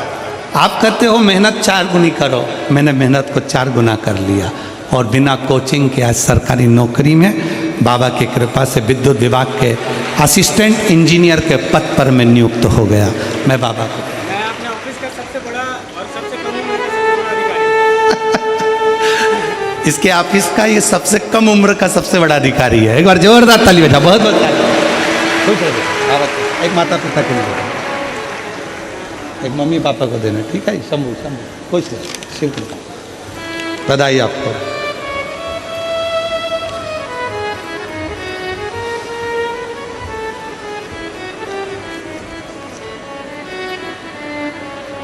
और रिश्ता तेरा मेरा सबसे प्यारा, रिश्ता तेरा मेरा सबसे प्यारा, तू मेरा बाबा, मैं हूँ तेरा लाला, मैं हूँ तेरा तू 4 साल का बच्चा जिसे डॉक्टर ने कह दिया था बचपन से ये बोल नहीं पाएगा तालू के कारण, पर उसकी वाणी देवाधिदेव महादेव ने दी है। 1 साल तक लगातार शिव जी पे चढ़ा हुआ पानी उस बच्चे को पिलाना प्रारंभ करा और बोलना प्रारंभ करा। एक बार जोरदार ताली बजाकर शिव तत्व। तू मेरा बाबा, मैं हूँ तेरा लाला, मैं हूँ तेरा लाला, तू मेरा बाबा, मैं हूँ तेरा लाला, मैं हूँ तेरा लाला। लाखों की संख्या में आप लोग पहुँचे हैं, पंडालों में जगह नहीं है, दिल से आप कथा श्रवण कर रहे हैं, हृदय से सुन रहे हैं, और ये हमारा विश्वास कहता है, मेरा शंकर की भक्ति कहती है और मेरा विश्वास कहता है कि मेरा भोलेनाथ आपकी भी झोलियां खुशियों से जरूर भरेगा और खाली नहीं भेजेगा। ये बोल बम का नारा है, जरा जम के दोनों हाथ उठाकर बोल बम का नारा है, सारी समस्या का हल ये विश्वास करता है, खाली नहीं जाओगे, भरोसा। आप शिव को, शिव का दरवाजा मत छोड़ो, शंकर की शरणागति मत छोड़ो, शिव की चौखट मत छोड़ो, शंकर की भक्ति मत छोड़ो। शिव कथा कर रही है, शिव महापुराण वर्णन कर रही है। एक 200 रुपए की साड़ी भी अगर भगवान शंकर को, देवता को चढ़ाकर प्रसाद समझकर हम पहन रहे हैं, उसकी कीमत है। शिवयोगी काशी प्रदेश में रहने वाले एक सन्यासी, एक तपस्वी, एक साधक शंकर को चढ़ी हुई भस्म अपने तन पर धारण कर कर, तन पर धारण कर कर शंकर की चढ़ी हुई भस्म को अपने तन पर लगा ले।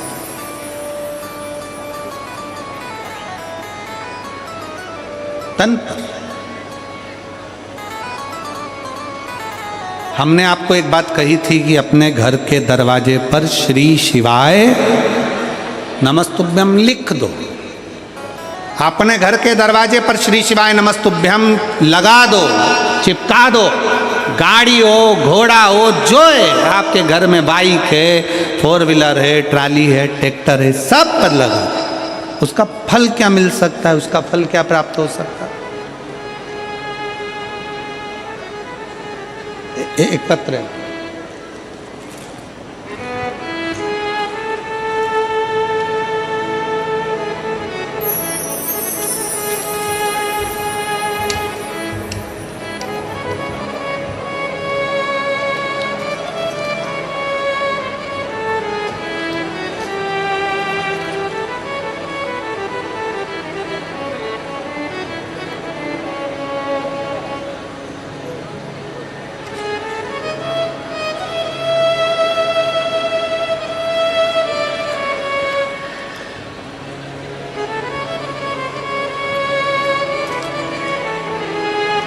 हनुमान सिम्बा पांडे, प्रोफेसर कॉलोनी, रायपुर, छत्तीसगढ़ से हैं। कहीं बैठी हों तो हाथ हिला सकती हैं। आप ही हैं? श्री शिवाय नमस्तुभ्यम। आ जाओ, एक बेलपत्र ले जाना चाहिए। भोलेनाथ पर जल चढ़ाने का मैं क्या वर्णन करूं गुरुदेव।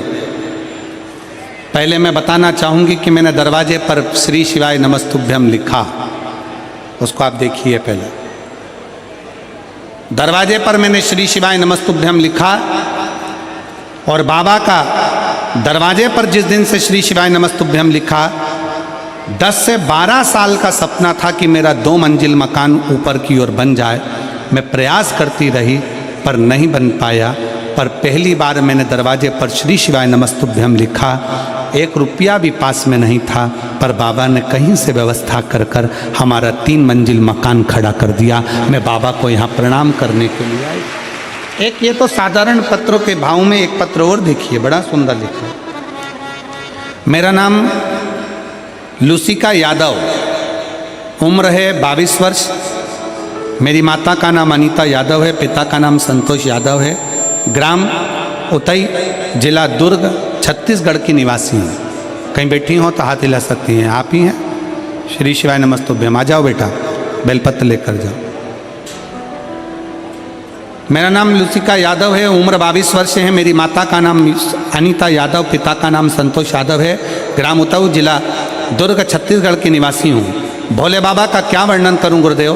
बाबा पर किया गया विश्वास कभी खाली नहीं जाता। मैं 2020 से सरकारी नौकरी की तैयारी कर रही थी, पर कहीं भी मेरा सिलेक्शन नहीं हुआ। मैं टीवी पर आपकी कथा सुनती, मंदिर जाती, 1 लोटा जल चढ़ाती, एक धतूरा अपना नाम और गोत्र बोलकर जैसा आपने कहा वैसा कि वैसे ही चढ़ा देते। आप कहते हो गुरुदेव कि अपनी कैपेसिटी से ज़्यादा चौगुनी मेहनत करो। आप कहते हो अपनी कैपेसिटी से ज़्यादा चौगुनी मेहनत करो। मैंने 25 से 31 जुलाई 2024 को भिलाई छत्तीसगढ़ की शिव पुराण की कथा 7 दिन पंडाल में बैठकर सुनी। और पंडाल में बैठकर कथा तो सुनी, साथ में एक विश्वास इस बेटी का दिल का, भरोसा इस बेटी के हृदय का, दृढ़ता इस बेटी के हृदय का। और श्री शिवाय नमस्तुभ्यम मंत्र को दरवाजे पर लगाना, मेहनत को 4 गुना कहना, और शहद और बेलपत्र का बाबा को समर्पित कर कर जाना। मेरा फिजिकल मेडिकल एग्जाम के दौरान 108 बार श्री शिवाय नमस्तुभ्यम का मंत्र जाप करती, और बाबा से ऐसी कृपा कर दी गुरुदेव, आज मैं सिलेक्शन हो गया। 14 दिसंबर 2024 को ITBP भारत तिब्बत सीमा पुलिस अधिकारी के पद पर मेरी नियुक्ति हो गई। मैं बाबा को प्रणाम करने के लिए आई, मैं बाबा को यहाँ धन्यवाद देने के लिए आई। ये शिव तत्व है, ये ओघड़ी है, ये शंभु है।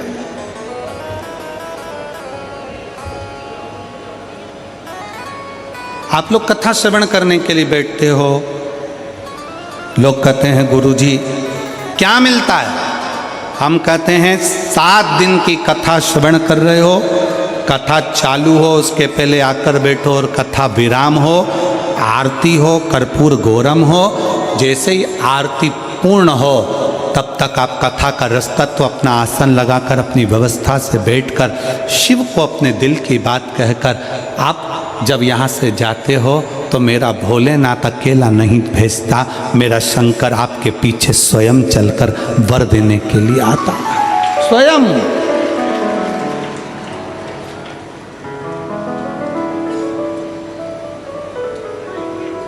कोई लेट बनता है, कोई जल्दी बनता है, और शिव को जल चढ़ाने वाला एक दिन जम के बोलो जरा, एक दिन सेठ जरूर बनता, खाली नहीं जाता। आपने अपने दरवाजे पर श्री शिवाय नमस्तुभ्यम लिखा है, खाली नहीं जाओगे। आ जाओ बेटा।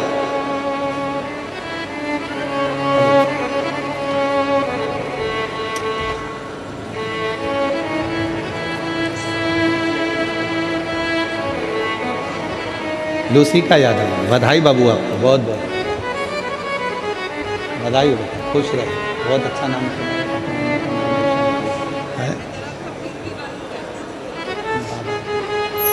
अब अच्छे इसको जॉब लग जाएगी।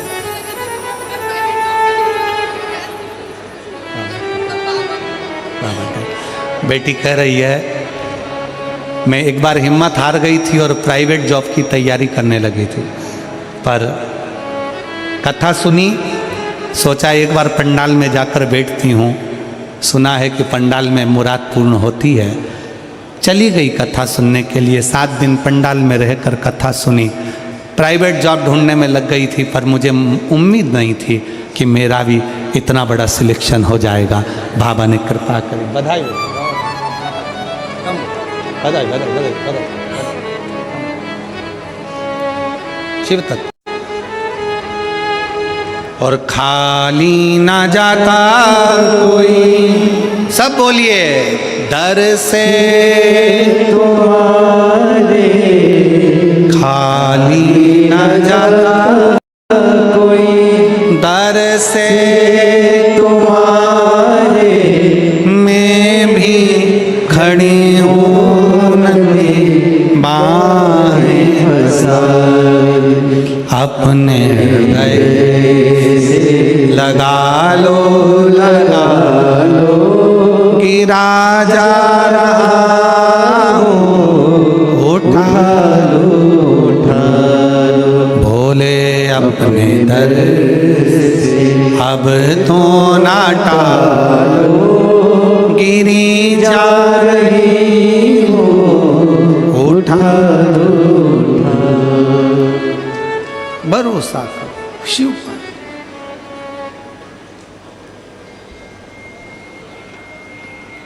एक विश्वास शंकर पर करो। शिव योगी ने शंकर पर चढ़ी भस्म को धारण किया। शंकर पर चढ़ी भस्म धारण करो। जब व्यक्ति तप करता है ना, जब व्यक्ति साधना करता है ना, आराधना में डूबता है, तो उसका तेज बल बढ़ता है। हाजी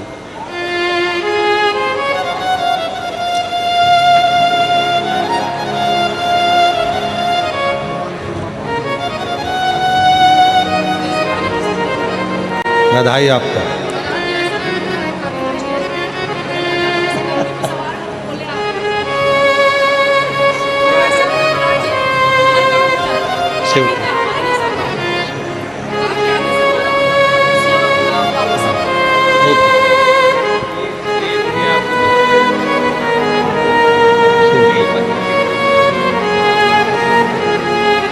हनुमान शिम्पा पांडे, प्रोफेसर कॉलोनी रायपुर। दीदी कह रही हैं कि श्री शिवाय नमस्तुभ्यम जब से दरवाजे पर लिखा है तब से बाबा ने खाली नहीं छोड़ा, उन्नति की ओर बढ़ाते ही चले जा रहा है, बढ़ा रहा है। शिव तत्व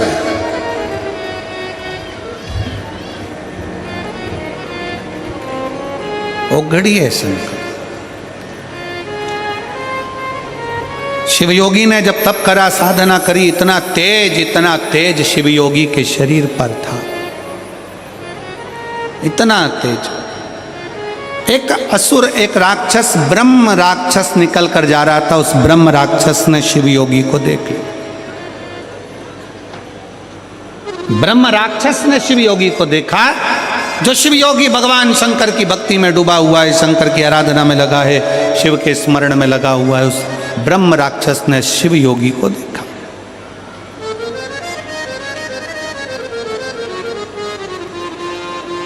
और शिवयोगी को देखकर ब्रह्म राक्षस उसको खाने के लिए उसके पास में गया। पर ब्रह्म राक्षस को यह नहीं मालूम था कि जो शिवयोगी तप साधना में लगा है वो भगवान शंकर की भस्म को चढ़ाकर अपने तन पर धारण करता है। उसको यह नहीं मालूम था कि शिवयोगी भगवान शंकर पर चढ़े हुए जल का आचमन करता है, जल पीता है। उसको यह नहीं मालूम था कि शिवयोगी भगवान शंकर पर चढ़ी हुई बेलपत्र का पान कर कर मस्तक का उसका स्पर्श करता है।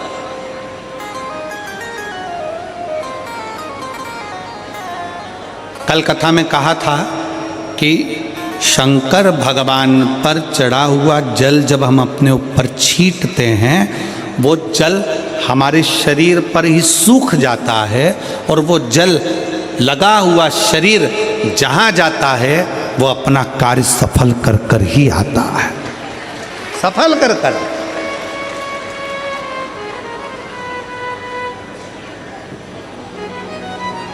शिव महापुराण में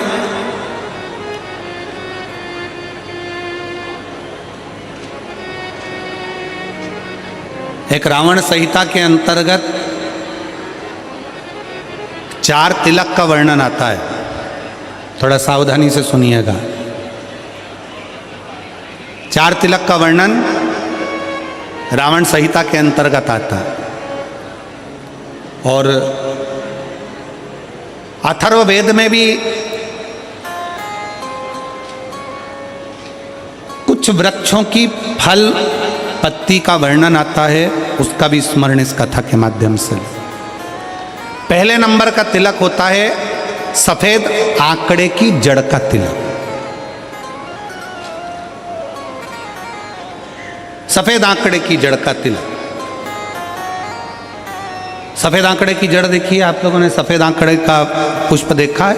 हम आस्था चैनल वालों से भी निवेदन करेंगे कि कथा में जिस जिस तिलक का वर्णन किया जाए उसके पौधे का दर्शन भी कराएं, जिससे लोगों को मार्गदर्शन मिले कि कौन सा पौधा बोला जा रहा है। सफेद आंकड़े की जड़ का तिलक। और यही सफेद आंकड़े की जो जड़ होती है संतान प्राप्ति के लिए तुमरुकेश्वर का नाम लेकर कमर में लाल धागे में बांधा जाता है, जैसा आप लोग पहले कथाओं के माध्यम से श्रवण कर चुके। एक होता है पहले नंबर पर सफेद आंकड़े की जड़ का तिलक। ये क्या काम आता है और किस लिए लगाया जाता है? तो शिव महापुराण की कथा कहती है, जिस दिन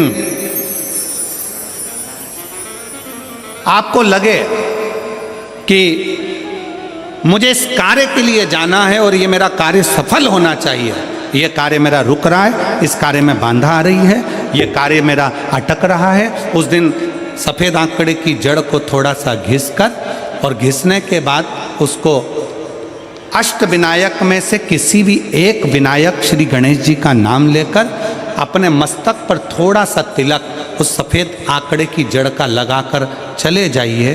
वो कार्य आपका सफल होकर ही रहेगा। भले 8 दिन लग जाएं, 10 दिन लग जाएं, पर सफलता उस कार्य में मिलती जरूर।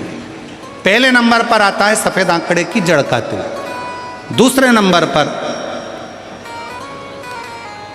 अपामार्ग की बीज का तिलक। अपामार्ग एक पौधा होता है, आप लोग टीवी पर उसका दर्शन कर रहे होंगे, एलईडी पर आप देख रहे होंगे।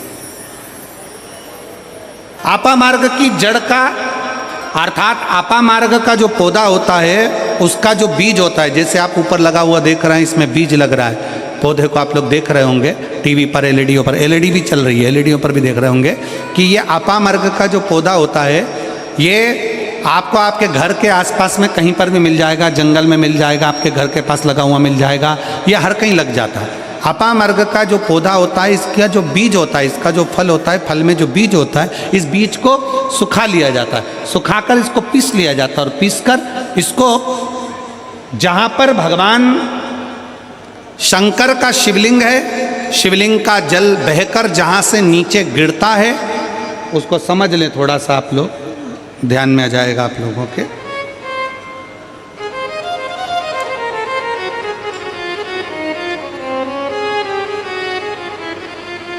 इधर देखिए, शिवलिंग की ओर ध्यान देंगे। यहाँ जो व्यासपीठ के सम्मुख में शिवलिंग बना है, ये शिवलिंग, और शिवलिंग के सामने से जो जल बहकर जो जल नीचे की ओर आ रहा है, शिवलिंग के सामने से जल बहकर जो नीचे की ओर आता है, ये जो भाग होता है, इस भाग पर अपामार्ग का जो बीज होता है सूखा हुआ, जिसको आपने पीसा है, उसको यहाँ लगा दिया जाता है, उसी को वापिस लेकर आया जाता है, और उस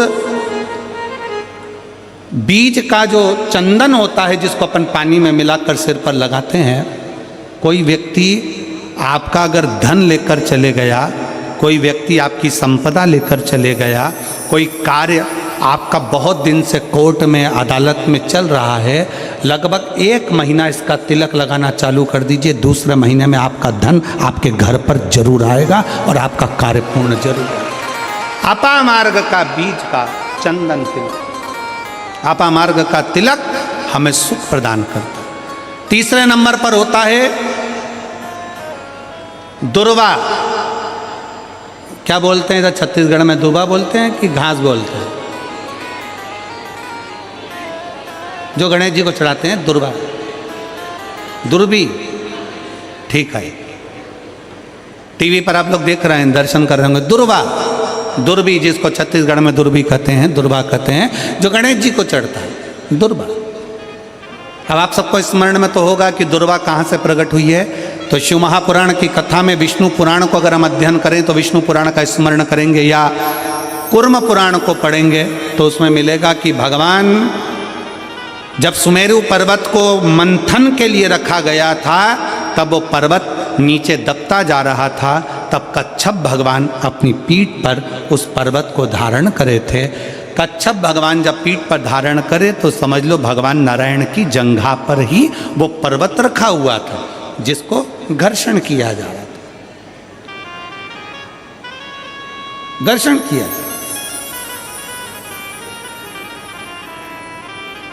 वो पर्वत जैसा जैसा घसा रहा था, रोम गिर रहे थे, उसी रोम की दुर्वा का भाव हमारे शास्त्रों में आता, उसी से दुर्वा की उत्पत्ति मानी। दुर्वा गणेश जी को प्रिय है, और दुर्वा का फल कितना है? दुर्वा का फल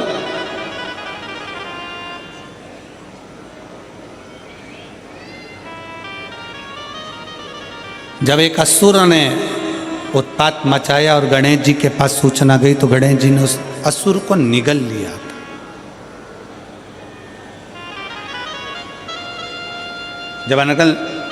जब देखा, अनायास उस असुर की ओर देखा, तो भगवान गणेश जी ने उसको निगल कर अपने गर्भ में, अपने पेट में उसको धारण कर, अंदर ज्वाला उत्पन्न हुई। भगवान शंकर ने एक दुर्वा गणेश जी को दी, उन्होंने पाई, अंदर बैठा हुआ असुर समाप्त हो गया। पाप कर्म हो, बेकार कर्म हो, गलत कर्म हो, असत्यता हो, या कई हमारे हाथों से हमारे द्वारा कोई पाप कर्म यदि हो जाता है, वैसे तो संपूर्ण विश्व में शिव महापुराण की कथा कहती है 4 स्थान पर प्रत्येक व्यक्ति से पाप होता है। पहला, झाड़ू लगाते समय छोटे छोटे जीव मर जाते हैं जिसका पाप माथे चढ़ जाता है। दूसरा, अग्नि जलाते समय छोटे छोटे पतंगे जल जाते हैं जिसका पाप मस्तक पर चढ़ जाता है। तीसरा, जल में कपड़े धोते समय, स्नान करते समय छोटे छोटे जीव मर जाते हैं जिसका पाप माथे चढ़ जाता है। चौथे नंबर का, चलकर जाते समय अपने पाँव के नीचे चप्पल के नीचे छोटे छोटे जीव मर जाते हैं, जिसका पाप माथे चढ़ जाता है। शिव महापुराण की कथा कहती है, एक दुर्वा शंकर जी को, एक दुर्वा गणेश जी को जब हम समर्पित करते हैं तो हमारे मस्तक का सारा पाप अपने आप समाप्त हो जाता है। दुर्वा में इतना तेज हो, दुर्वा। और शिव पुराण कह रही है तीसरे नंबर का तिलक है दुर्वा का। दुर्वा का तिलक, दुर्वा को चढ़ी हुई जब छोटी सी दुर्वा लेकर उसको सूखने के बाद भस्म बनाकर शंकर को चढ़ाकर उस भस्म को लाकर मस्तक पर यदि तिलक लगाया जाए, उस दुर्वा का तिलक यदि मस्तक पर लगाया जाए, कोई व्यक्ति तुमसे कह दिया कि तेरे बस का ये नहीं है, कोई न कह दिया तू ये सरकारी नौकरी पा ही नहीं सकता, कोई न कह दिया कि तू ये काम कर ही नहीं सकता, तू मकान बना ही नहीं सकता, कोई न कह दिया तेरी दुकान चलेगी ही नहीं चाहे कितनी खोल ले, अगर आपका कोई आत्मबल नीचे गिराता है तो 20 दिन तक दुर्वा का तिलक यदि मस्तक पर लगाया जाए तो आत्मबल भी बढ़ता है और कार्य सिद्ध होता है। ये दुर्वा तिलक की महत्व है। चौथे नंबर पर आता है बेलपत्र की जड़ का तिलक, जिसको हम पहले भी कथाओं में बोल चुके हैं कि बेलपत्र कि मिट्टी का भी अगर तिलक लगाया जाए, बेलपत्र के नीचे की मिट्टी का भी अगर तिलक लगाया जाए तो वो भी फल देता है। तो बेलपत्र की जड़ का तिलक तो बहुत मूल है। कभी मान लो कहीं बेलपत्र की जड़ ऐसे नहीं निकालना चाहिए, बेलपत्र हरा भरा रहे तो कभी उसकी जड़ नहीं निकालनी, कभी भी। मान लो कोई बेलपत्र का वृक्ष सूख गया, कोई बेलपत्र का वृक्ष अगर सूख गया है, उसकी अगर जड़ मिल गई है तो उसको घिस कर उसका चंदन बनाकर शिव का लेपन कर उस चंदन को अपने मस्तक पर भी धारण कर सकते।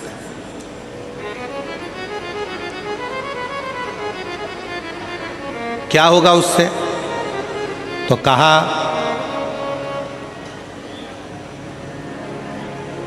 किसी व्यक्ति को कोई कार्य के हेतु आपने बोला है और वो व्यक्ति कार्य से इनकार कर रहा है, मना कर रहा है कि ये मेरे बस का नहीं है, मैं नहीं करूँगा, उठाओ तुम्हारी फाइल लेकर जाओ यहाँ से, ये मैं नहीं करूँगा। तुम्हें लग रहा है कि ये केस मुझे जीतना है और मैं सत्य हूँ और मेरा केस मुझे जीतना है और असत्यता भारी पड़ रही है, झूठ भारी पड़ रहा है, उस समय पर बेलपत्री का चंदन का तिलक या बेलपत्री के वृक्ष की मिट्टी का तिलक व्यक्ति को सफलता जरूर देता है। उस तिलक को धारण जरूर करना चाहिए, उस तिलक को जरूर धारण। बेलपत्र का तिलक, बेलपत्र की मिट्टी का तिलक, बेलपत्र के वृक्ष के नीचे बैठकर करा गया भजन, बेलपत्र के वृक्ष के नीचे बैठकर करी गई साधना, बेलपत्र के वृक्ष के नीचे बैठकर करी गई आराधना हमें फल प्रदान करती है। और मैं संपूर्ण देशवासियों को इसके लिए बहुत बहुत साधुवाद देता हूँ, बहुत बहुत बधाई देता हूँ कि जब वृक्षारोपण कराया जाता है विठले सेवा समिति द्वारा, सारे शिव भक्त अपने अपने क्षेत्र में बेलपत्री का पौधा लगाते हैं और बेलपत्री के वृक्ष को बड़ा करते हैं। उसके लिए आपको साधुता देते हैं। साधु अपने जीते जी अपने जीवन काल में प्रयास जरूर करो कि बेलपत्री का पौधा जरूर लगाया जाए, क्योंकि जब हम भोले बाबा के भगवान शंकर के चरणों में जाएं तो शिव कृपा करें, शिव करुणा करें।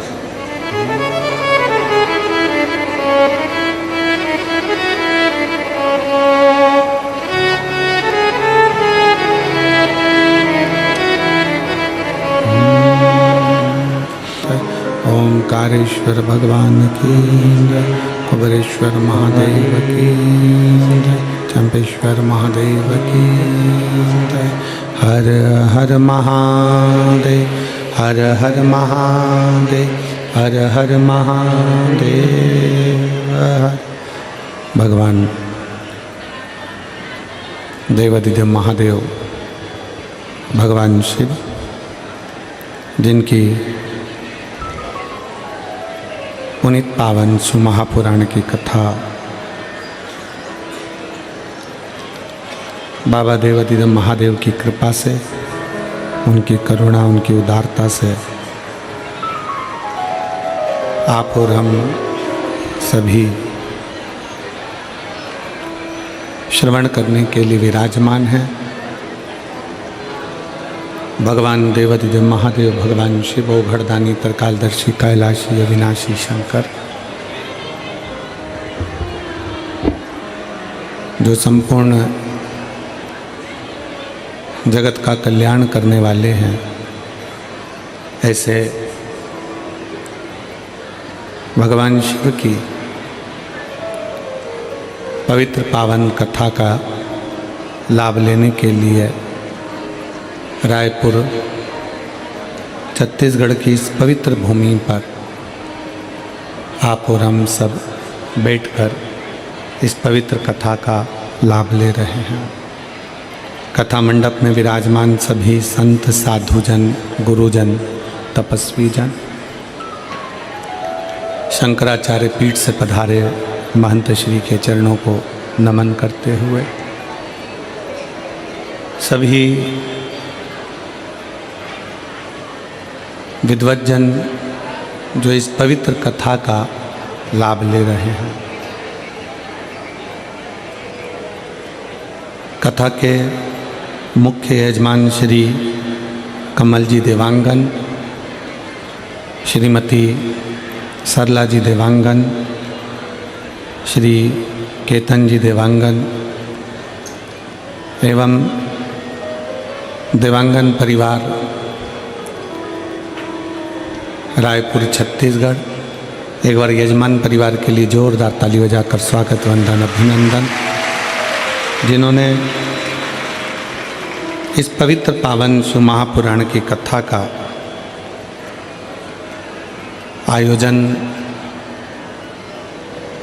आयोजित की, संपूर्ण क्षेत्रवासियों को इस कथा का लाभ दिया।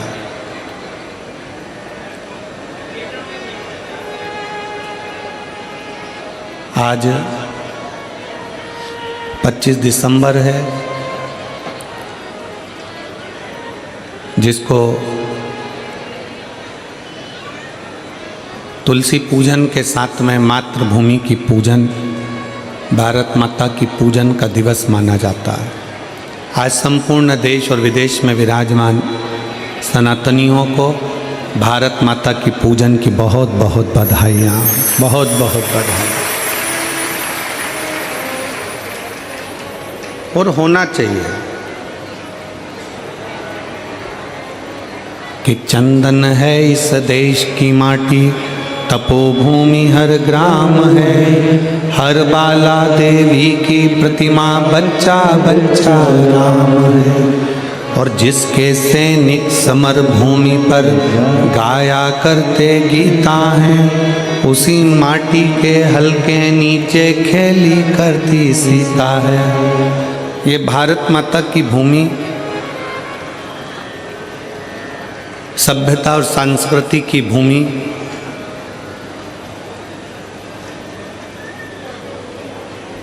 छत्रपति वीर शिवाजी की, महाराणा प्रताप जी की भूमि,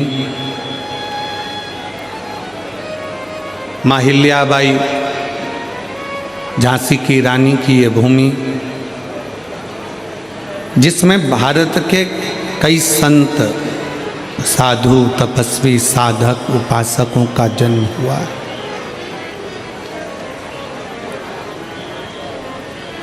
और उस भूमि पर आज 25 दिसंबर को भारत माता की पूजन का दिवस, तुलसी पूजन दिवस मनाकर संपूर्ण क्षेत्र और देशवासी गौरवान्वित होते हैं। बोल भारत माता की। शिव तत्व है।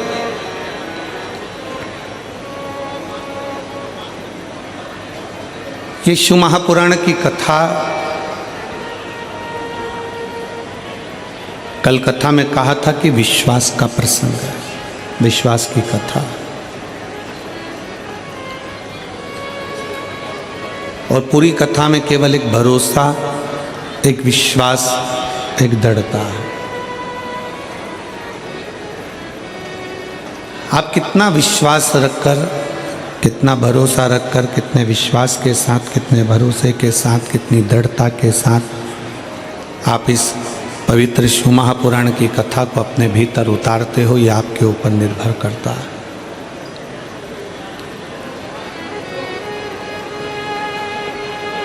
और कल कथा में कहा था, संसार वालों पर भरोसा करोगे तो हो सकता है टूट जाए। संसार वालों पर भरोसा करोगे तो हो सकता है कि टूट जाए, पर अगर मेरे बाबा देवाधिदेव महादेव पर भरोसा किया है तो वो जिंदगी में कभी टूटता नहीं है, वो भरोसा और बढ़ता चले ही जाता है, वो टूटता नहीं है।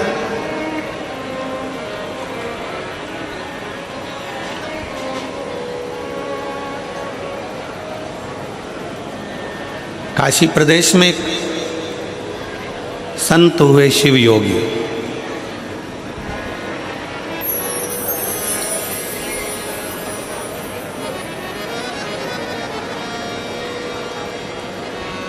जो भगवान शंकर का भस्म से श्रृंगार करते थे और भस्म का श्रृंगार कर कर उस भस्म को अपने तन पर धारण करते थे।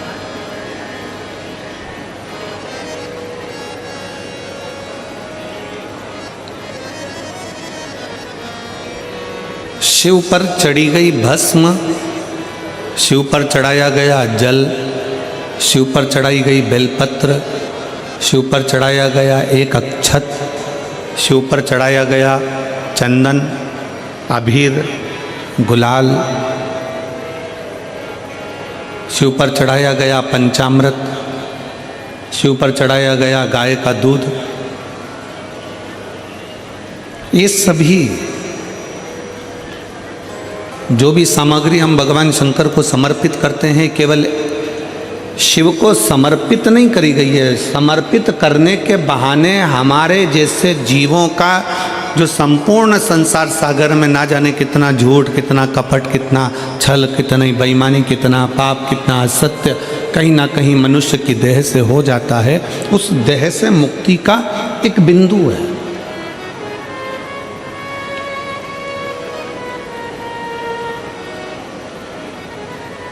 और बड़े ध्यान से सुनिएगा, आप अगर शंकर जी को जल चढ़ा रहे हो, एक लोटा जल भगवान शिव को समर्पित कर रहे हो, तो यह ना सोचिए कि शंकर को आपके जल की जरूरत है।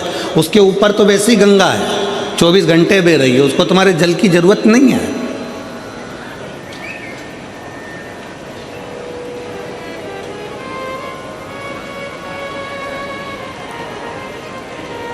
आप देवाधिदेव महादेव को अगर एक लोटा जल चढ़ा रहे हो तो ये विचार ना करिए कि शंकर को तुम्हारे जल की जरूरत है। शिव जी को अगर एक बेलपत्र चढ़ा रहे हो तो ये विचार ना करिए कि शंकर जी को तुम्हारे बेलपत्र की जरूरत है। उसके पास में जगदम्बा, जगद्धात्री, दुर्गा, भवानी माता पार्वती विराजमान है, जो स्वयं बेलपत्र का एक स्वरूप है, आद्य शक्ति है।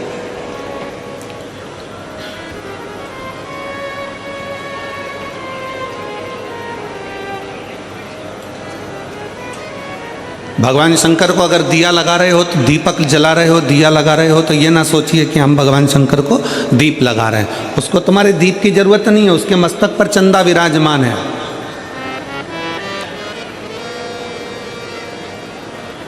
उसके मस्तक पर स्वयं चंद्रमा बैठा हुआ।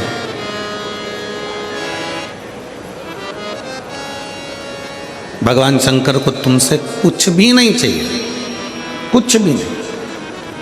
आप अगर विचार करो कि मैं शंकर जी को जल चढ़ा रही हूँ, शंकर जी को जल की जरूरत नहीं है। जो जल आप शंकर भगवान को चढ़ा रहे हो, शिव को तुम्हारे जल की जरूरत नहीं है। शंकर जी को जो जल चढ़ा रहे हो, वो जल की जरूरत तुमको है।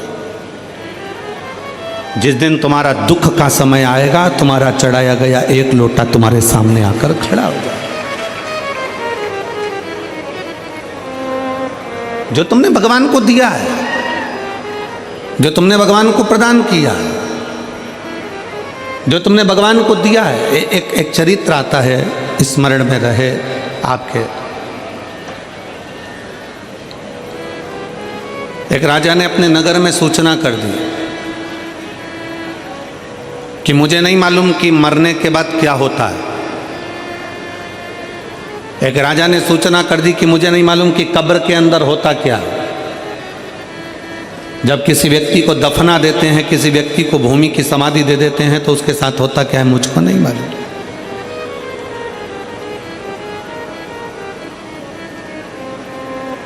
राजा ने सूचना दी, अगर मेरे राज्य का कोई व्यक्ति कब्र के अंदर सोने के बाद मुझे बता दे कि कब्र के अंदर होता क्या है, मरने के बाद होता क्या है, तो मैं उसको मुंह मांगा धन दूंगा। अब सोचने वाला विषय है कि मरे कौन, बताने के लिए जो मर गया वो आके बताए कौन।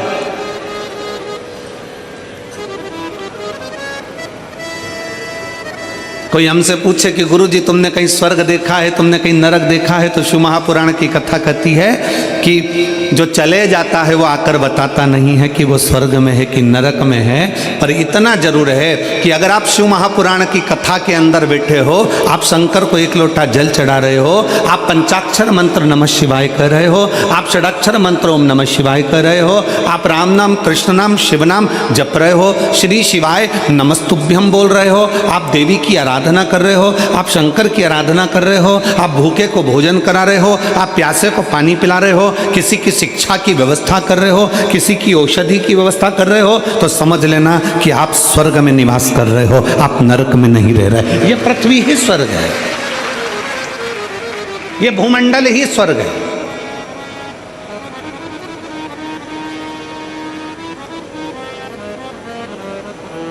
अब राजा ने सूचना कर दी कि कोई मुझे बता दे कि कब्र के अंदर होता क्या है, मरने के बाद होता क्या। कोई मुझे सूचना दे होता क्या।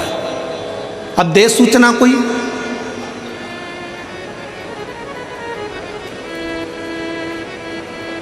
एक सिर फिरा था,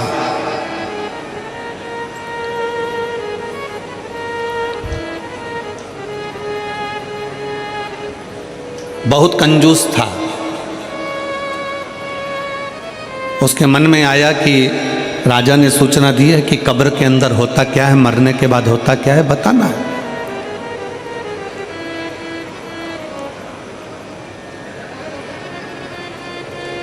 और मुंह मांगा इनाम दिया जाएगा, मुंह मांगा धन दिया जाएगा। ठीक है।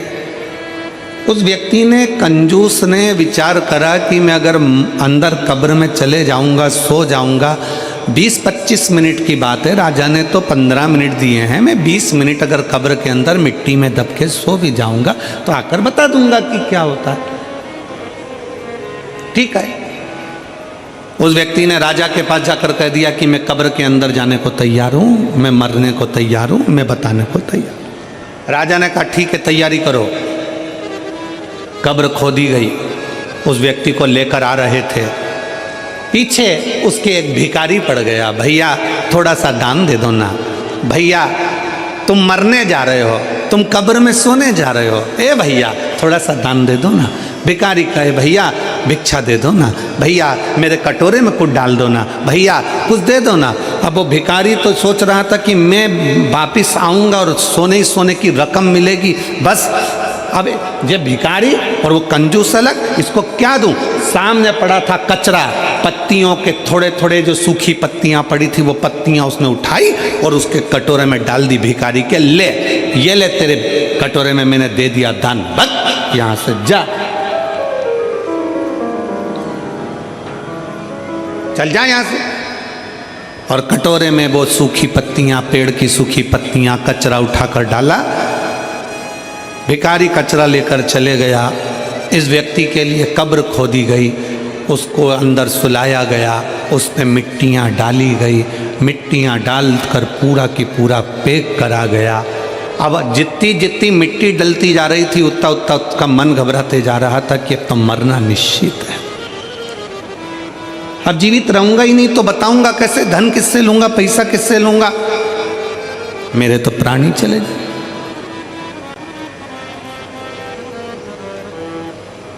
कोई बात नहीं, बस तो मैं जाऊंगा, ये पक्का। 8 से 10 मिनट निकल गए, एक सांप उस कब्र के अंदर घुसने लगा। उसने मन में विचार करा कि अभी तो मैं बच भी जाता, पर अब तो पूरा ही मरा। सांप कब्र के अंदर आ रहा था